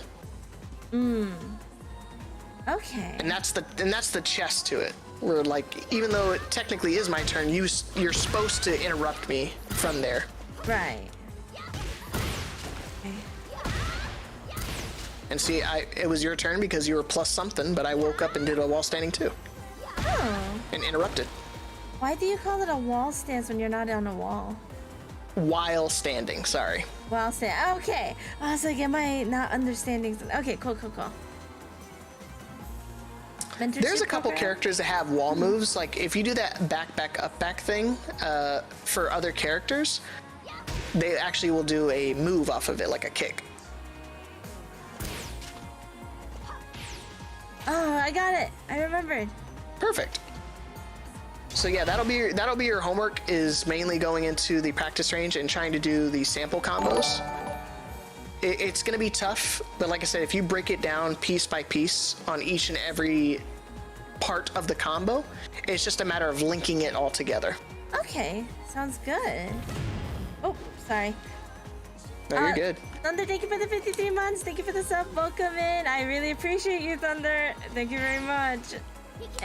And for Project, who was asking about the mentorship program, it's basically people who want to learn Tekken from a pro player, a Tekken pro player. So it basically, the program matches you guys up, and the pro tells you their like schedule time, and you tell them your schedule time, and then you guys have some practicing sessions, and he basically teaching you the ropes, basically trying to teach you the pro plays, or like teaching you the basics, whatever your level is what I've gathered from it. I just saw I was like, ooh, I get to learn Tekken more. Okay, cool. And then I signed up for it. That was as simple as it was for me.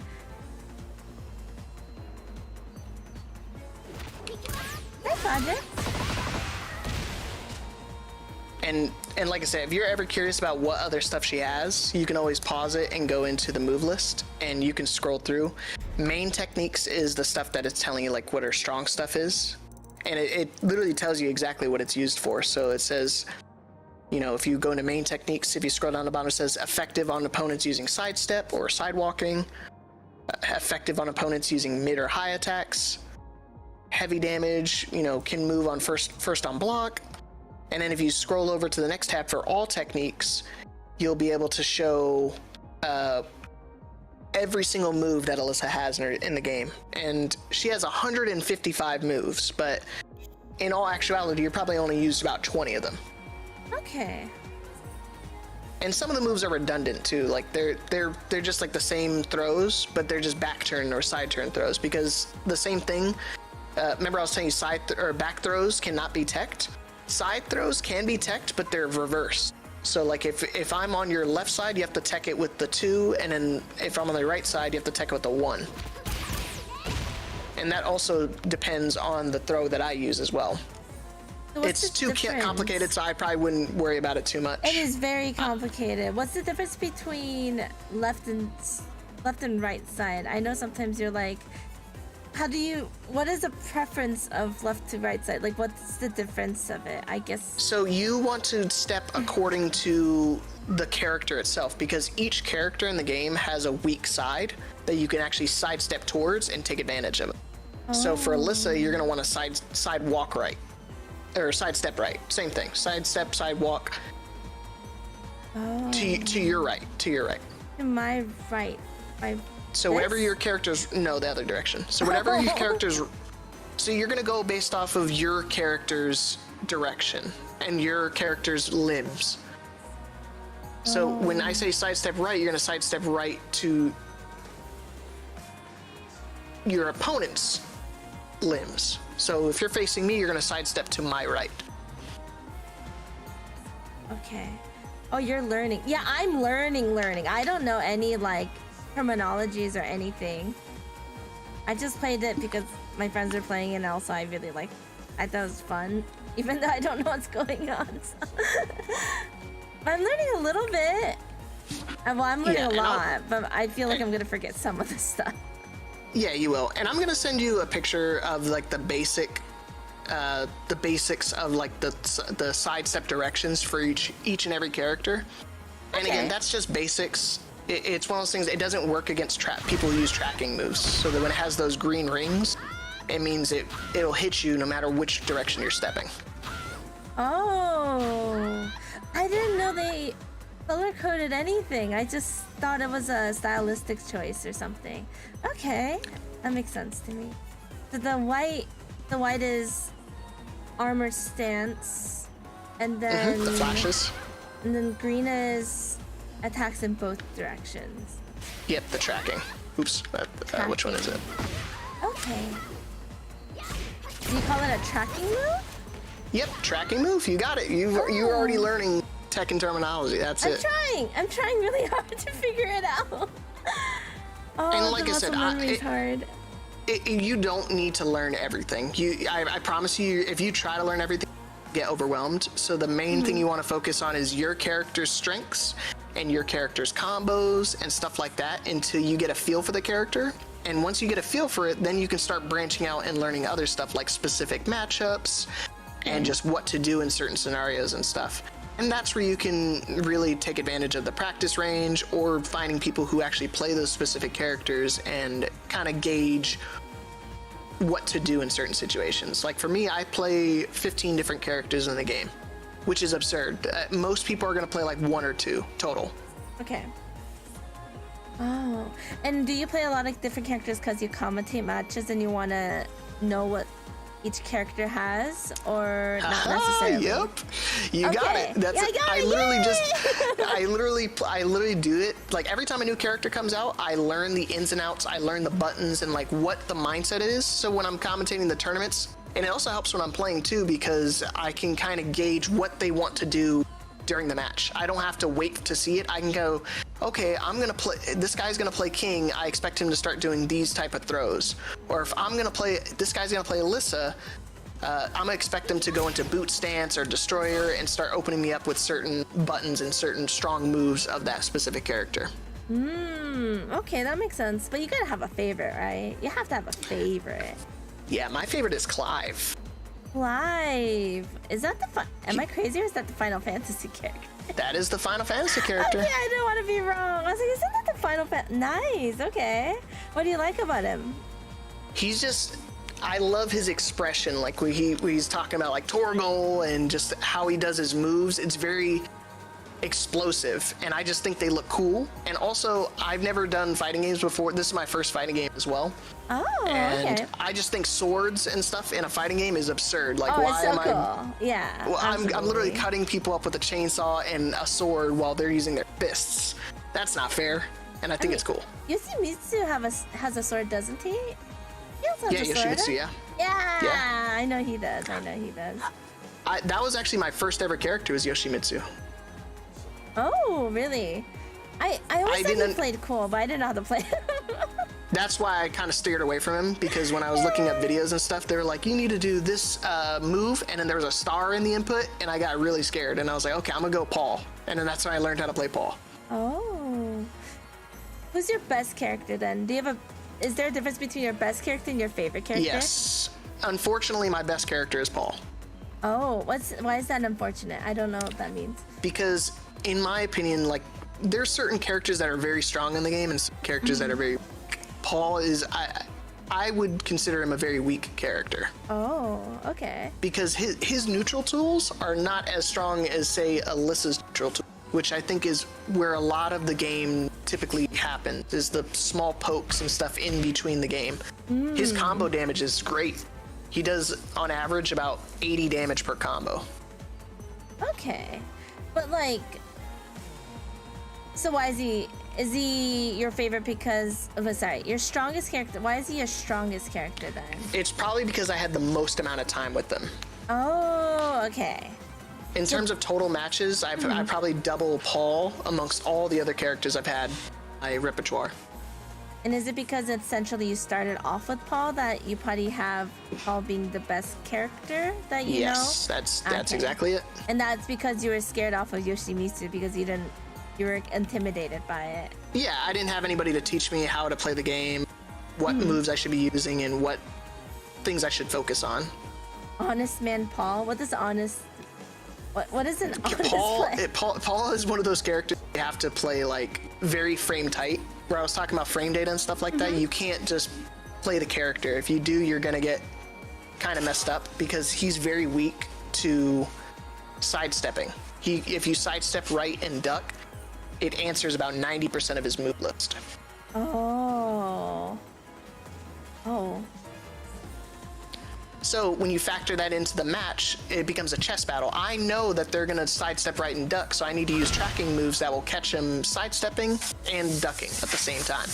Oh, so you're trying to play knowing the knowledge you have to still play Paul against your opponent, who probably also knows Paul's movesets, kind of thing. Yes. You're countering the counter. That's basically what I'm saying. Countering the counter. And that's the back and forth you'll get, the push and pull, the tug of war in the match. Or I'll play against somebody who goes, man, I've never played against Paul before. I don't know anything about the character. And then I can just do whatever I want and play really. And that's where you have to pay attention to, like, do they know Alisa? Are they ducking the strings? No. Maybe they don't know a whole lot. I can start pressing more buttons. Okay, that makes sense. So I'm reading my chat right now. So is Deviljin very strong? I'm hearing that he's not very good. Is he good or is he bad? Yes and no. If you, for example, if you were to play against him, you would say he's very, very strong because you don't know a whole lot about the character. But once you learn about how to counter him and how to deal with some of his moves, he is not very strong. He is definitely one of the weaker characters in the game. But that's just because he has a very niche tool set. So once you learn how to deal with it, it's super easy to blow him up. Devil Jin was so good for so long too. In the other games, I don't know anything about them. Oh, okay, that makes sense. From what I've heard, the older Tekkens, he was a lot stronger. Okay, I wonder why they nerfed him. It's... I'm okay with it. That's fair. I am curious. So, so if I went into a tournament, because I don't really do any of this like tournament stuff. So if I go into a tournament, do I have to pick one character and do I stick with the character, or does it not work like that? So it is based on the like per round basis. So when you're playing against an opponent, the traditional rule set is you have to stay with that character unless you lose. If you lose, because most of the time it's 1st to 2. So if you lose the first game, you have the option of swapping characters for the second game. Okay. But again, if you win the match, you're locked on the character no matter what. Oh, all right. Okay. So that's what helps me when I play multiple characters, because if I lose the first game and then they feel like I'm not very strong in that matchup, I can swap to a different character and maybe have a better matchup. Okay. But you have to pay attention because, like I said, one character's combos is completely different from another character's, and the tendencies and strengths, throws, everything's different. Okay. Interesting. I didn't know.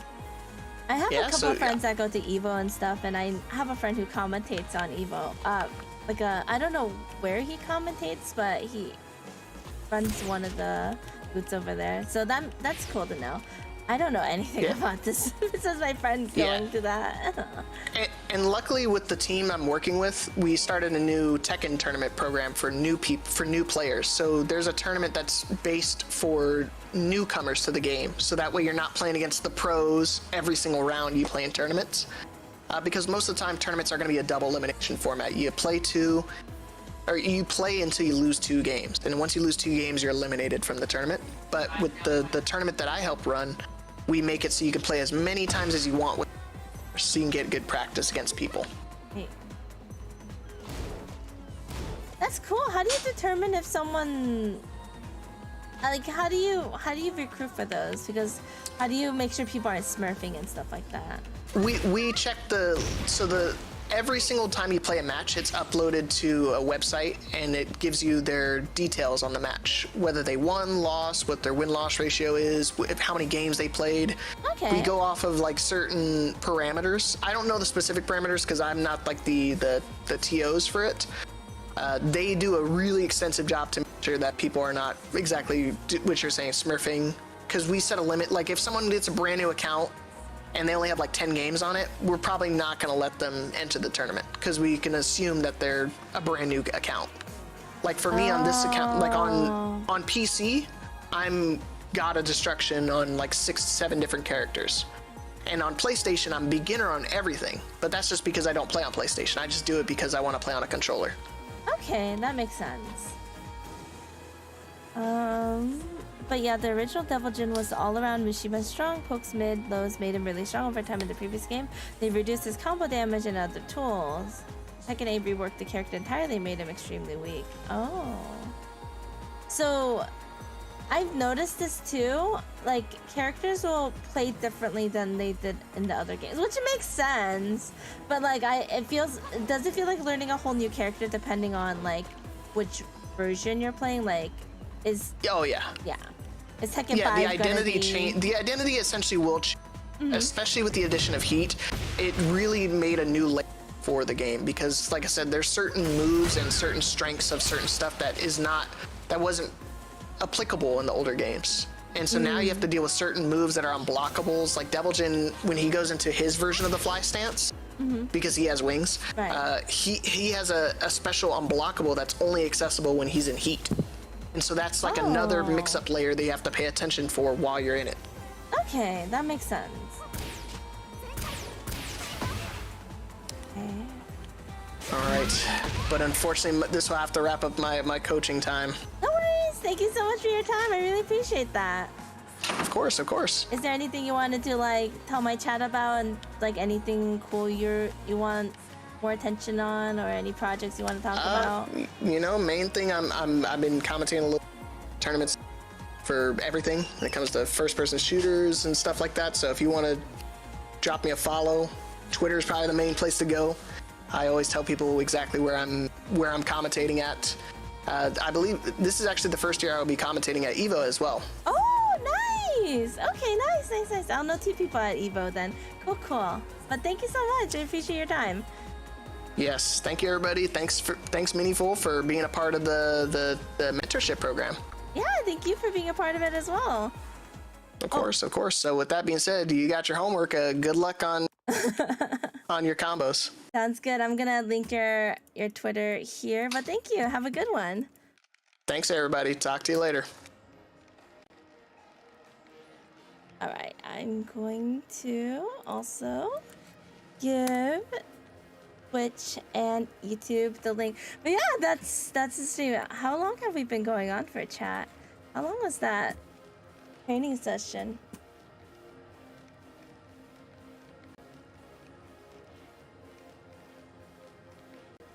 Two hours? Nice! 2 hours is good. Ah, man. What do I do now? I don't know, I guess we could just end. But yeah, that was really fun. How do I end one of these? I don't know how to end one of these. I just casually just end the stream. How do I even go about this? And you're great. No, you're great. Thank you for all these experienced Tekken players like coming down and checking it out too. Like I don't know anything really. I've only really liked it because again, I had friends play, I had family who played it, and I would just have fun with it. I've never been like, oh, learn tech, learn all these terminologies. Like, it always kind of flies over my head. But I really wanted to, like, even with Yu-Gi-Oh, and I know I suck at Yu-Gi-Oh still, but I really wanted to challenge myself to learn more things and learn more, like, terminologies to different games I've been playing with you guys. So yeah, it was really exciting when they were like, hey, we have this mentorship program, do you guys want to join? I was like, oh heck, so I put in an application hoping I'd get in, and I got in.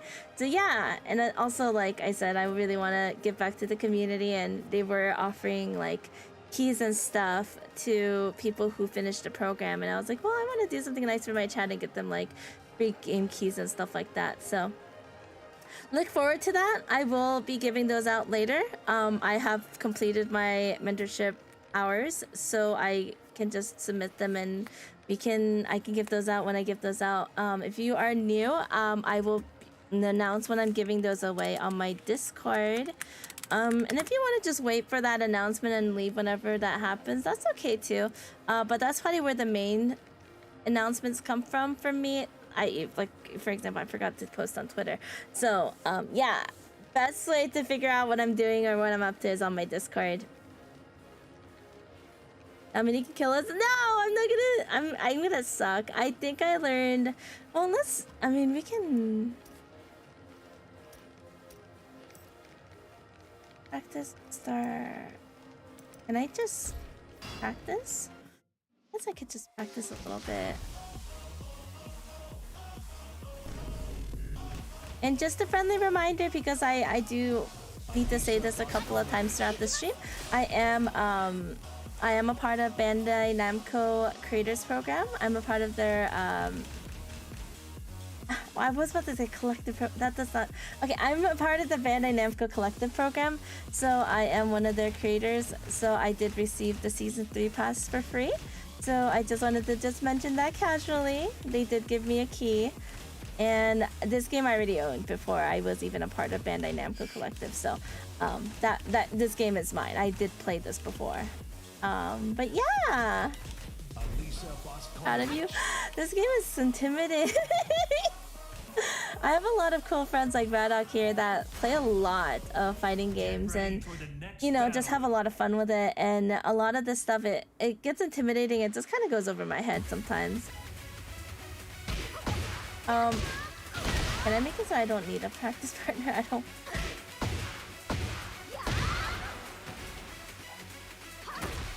Learned anything? I'm proud. I'm learning a couple of things. You can always ask her. Yeah, there's a lot of people I bet are more willing to help us help out starting out. Yeah, like I said, it's one of those things like I've played on and off. Like I remember like Ken was like, oh, you Tekken 3? Tekken 3 was a while back. My dad owned Tekken 3. I don't know why my dad cared for Tekken 3. I never saw him play it. And my dad had like his PS1 around and had games for it, and I would play on it. So that's kind of my experience with it. I have zero idea why he had Tekken 3. I don't know if he liked it or not. Again, I've never seen him play it. But yeah, it's always been around, and so I've played the heck out of Tekken 3. I thought it was really, really fun. And then I think I played some of Tekken 5. I don't remember which Tekken was the one I played in Korea. It was either 7 or 8. I'd have to look. But I was playing this particular character in Korea. I was playing her a lot. And so I was like, when I say main, I'm like quotation marks main. I would just go into one of those. There's a lot of arcades in Korea. At least the parts I was around, there's always some sort of Tekken machine somewhere. And I would just sit on it and just play it. It was also when I found that people could just sit across from you and just play against you. And I didn't want that because I was playing the story mode. And that's kind of my experience with it.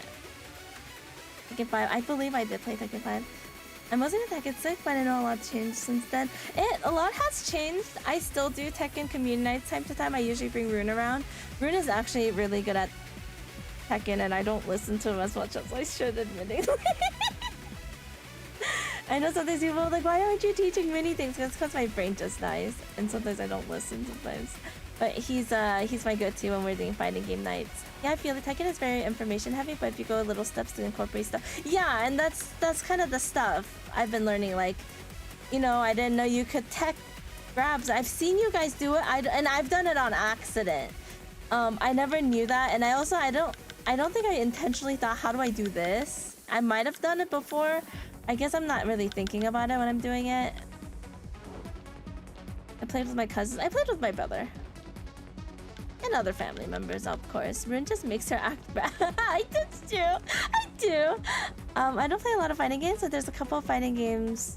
A lot of play Tekken 2, Killer Instinct 20. Soul Calibur. I would love to do a Soul Calibur night, but I don't think they have Soul Calibur community rooms. That would be awesome. I would love to play Soul Calibur with you guys. Oh, was it? I felt the same when I played T7 in 2021.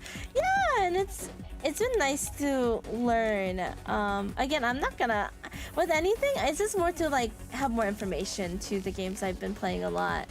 And again, I usually pick games I feel interest in. I do feel interest in Tekken 8. It's just more like I like to play because I don't know. It's fun. It's fun. It feels fun. It feels flashy. It feels like really, like the moves feel really strong. That's something I also really liked about it. Like, it's just so impactful. It's really fun.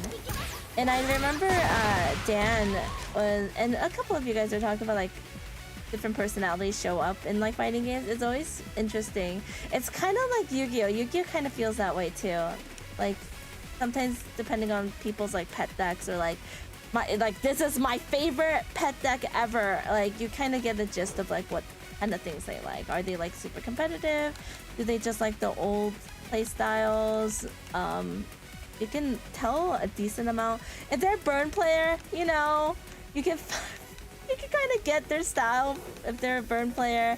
Style players, like it's not the same as fighting games, of course.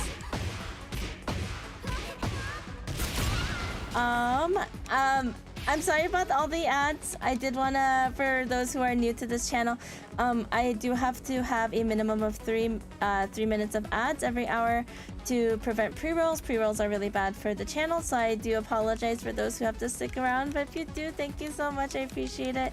Every bit, every cent counts. I really appreciate it.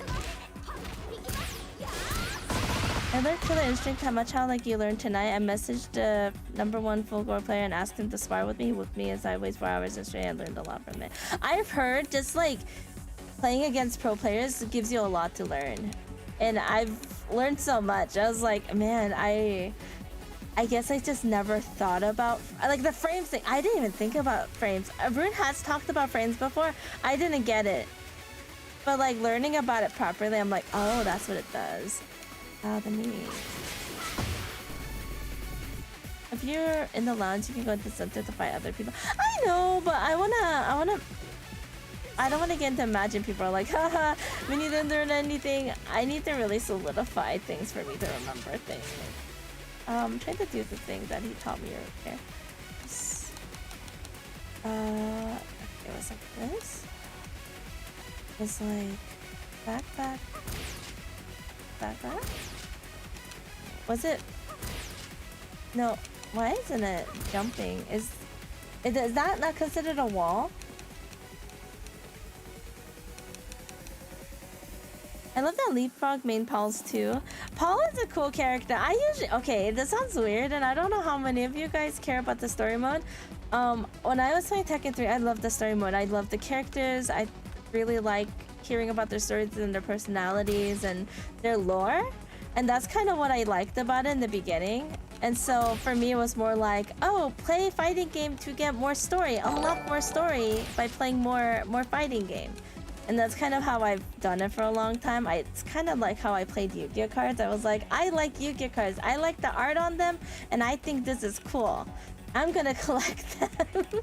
And I'm gonna read the dialogues on them. I usually do that for vanilla cards, though. You run into a wall to run into the push or to... No, I'm trying to... You can't do the jumps when the claws are out. Oh, okay. I'm gonna get rid of the claws. I figured out how to bring the claws out. I don't know how to get rid of the claws now. How do I get rid of them? I don't think you taught me how to get rid of them. It's an honor to be inspired by you. For me, I'm the one who's honored. Oh, no. Does it say where? Oh, I guess you can... I remember...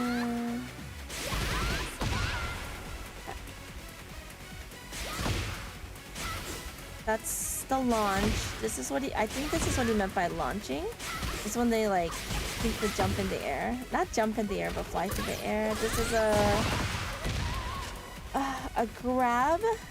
And then my other grab. No, that's not the grab. He did teach me the this is the grab. I forgot.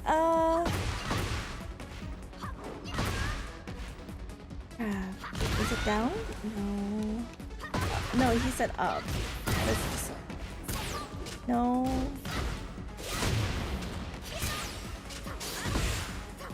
Also, just another thing is I just really like learning about the things you guys are up to. I know a decent amount of my... I remember I was talking to Rune at some point. Rune was like, Minnie, you have a decent amount of the fighting game community in your community. I was like, I do? And he's like, yeah, like they clearly played fighting games. I was like, oh, I don't need a practice partner right now.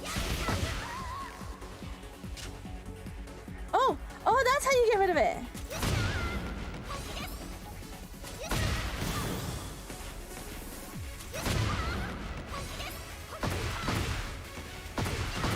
I know this is one of the ones he talked about.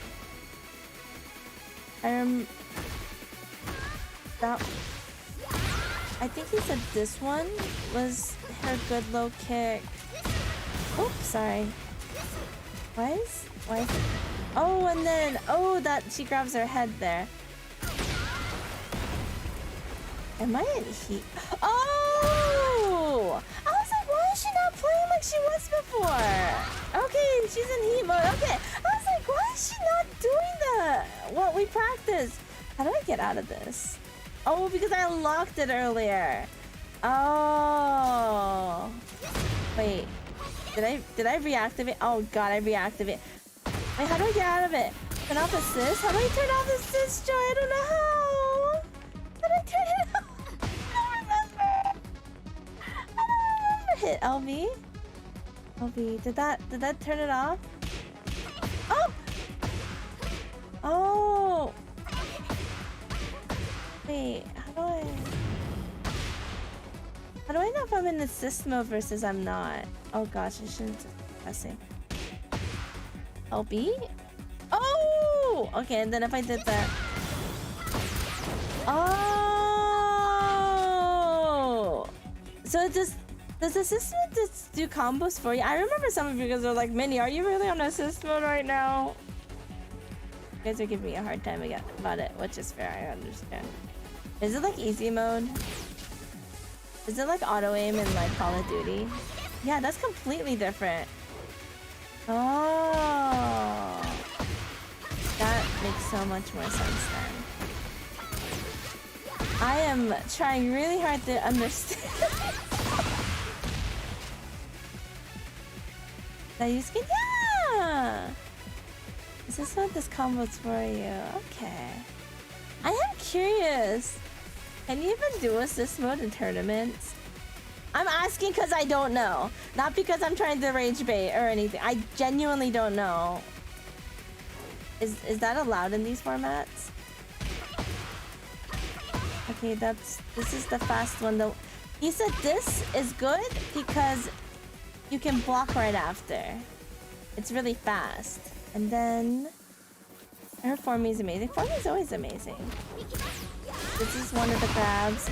If I get grabbed, like I guess I can ask her to. If I do grabs, if that's a grab that happens, I can just use one. Now if he does the one where she hands over the head, you do 1-2. And this is basically how you even knock it.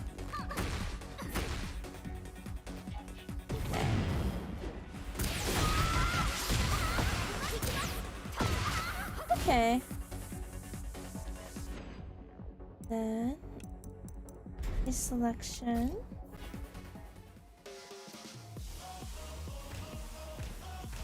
Let's go to the same place we went before. And I'm probably gonna wrap up here in a little bit too.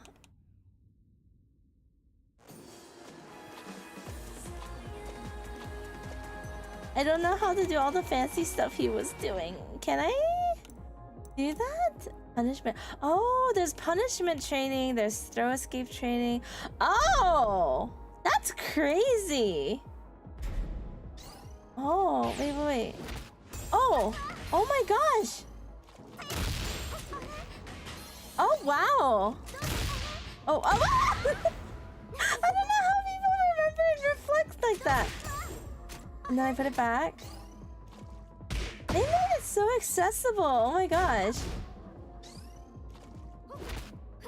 Wait, I don't know what? I don't know how to I don't know that one. Escape oh, it shows you how. Okay. Oh, that's so cool. And it tells you at the top how to escape something.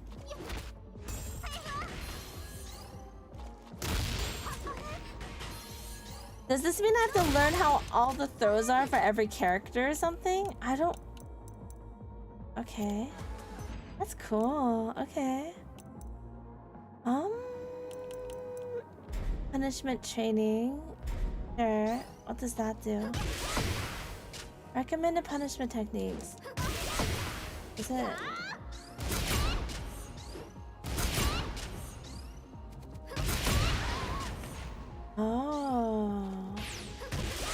Oh, okay. I don't know how many of you guys are still here, but okay, so there is this time where I would spam a particular move and you guys would easily counter me. Is it because of frame data? I feel like a lot of the experienced players would punish me when I played very certain Alisa moves. And I didn't know how they were figuring it out. To be fair, of course they knew how, but like, I didn't get it. Because sometimes I would do like, there's certain Alisa moves I would spam a lot. That's not it. I think you liked it because I like spamming it too, but. So this is. I'm not still here. Oh, okay, this. I feel like you counter me a lot in Grand Blue. I even do this. Head off? No worries, Ken. Good night. Have a good one. Hi, cool. Well, usually they all won't have the same animation and you just punish the same way, with some exceptions. The king who has the same animation with multiple breaks, we can ban confusion. So he can confuse you. Is that why people don't like king players? I remember sometimes I would listen to my friends playing Tekken and I would hear like, oh, God is a king player, and I didn't understand why. The only thing I understood is because he grabs you a lot, and people didn't like that. Tekken Mini.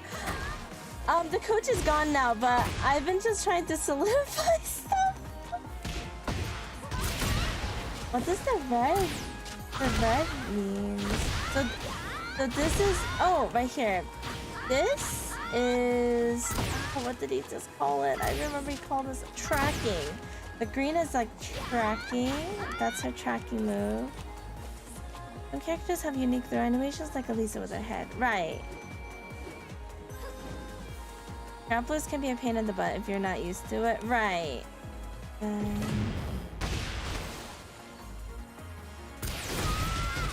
I also like using this move. I forgot what he said to do with those moves. And then I wonder if there's other things that you can let the bot do.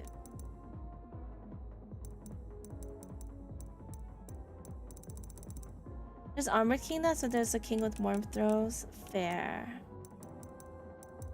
I keep hearing about Armored King and I don't really know what that is. Action.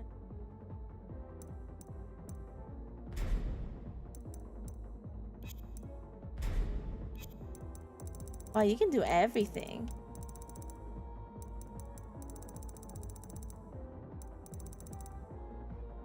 I'm gonna have to look through this video later, but thank you guys for so much. My brain hurts. I always have a huge respect for the competitive scene of any games I play. I'm always like, there's so much passion there, and it was really exciting to hear like him talk about his experience and how exciting.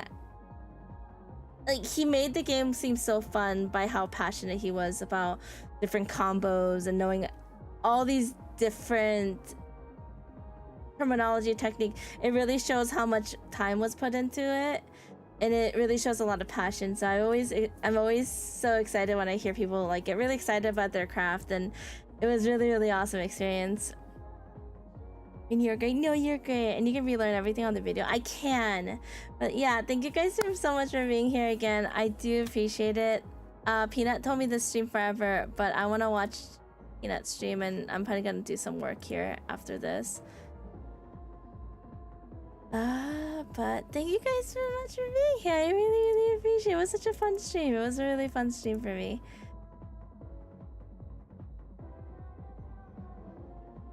And to YouTube, thank you guys for being patient with me. I have to delete all the other videos where I kept crying and screaming because I did everything wrong like 5 bajillion times.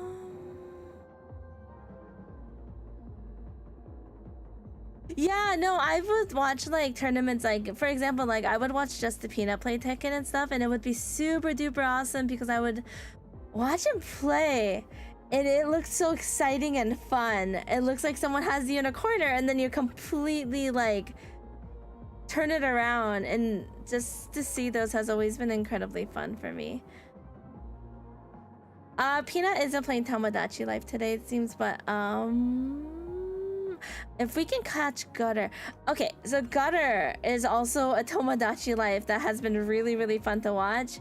He has like Mia and Maple, and then like Kaiba and Senator Armstrong and Albaz and Diabella stuff. It's really cool. He's really talented at making those meat.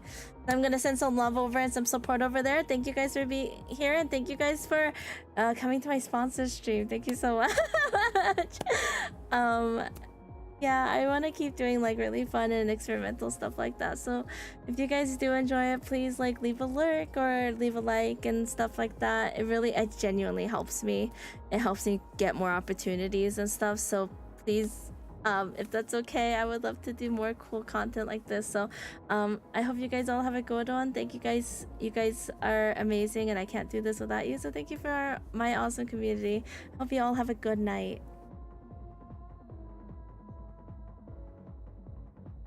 Oh yeah, Ron, I would love that. Bye, Minnie. Bye, Luna.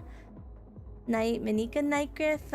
And if you guys want to do like more Tekken stuff, we can do that eventually. I'm gonna have Rune guide me through it or something. Maybe I'll listen to him this time.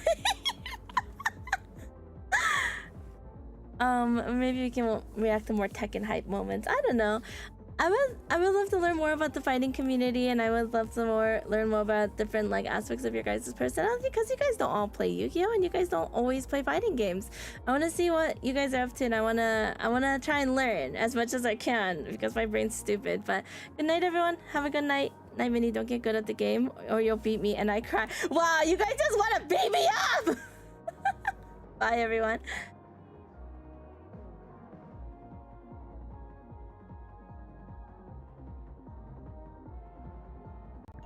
Hi YouTube, I'll get you guys where you need to be. Let me go find somewhere to go. Minnie!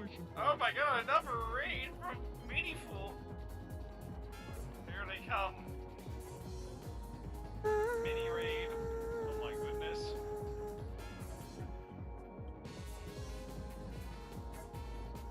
Yo, Minnie. What is up, everybody? Oh my goodness. Guys. Gotta give you a shout out now. Oh, no, not raid. No, not raid. That's the wrong one. No, shout out to Minnie. Shout out Minnie, not raid. Minnie, my brain is getting scrambled.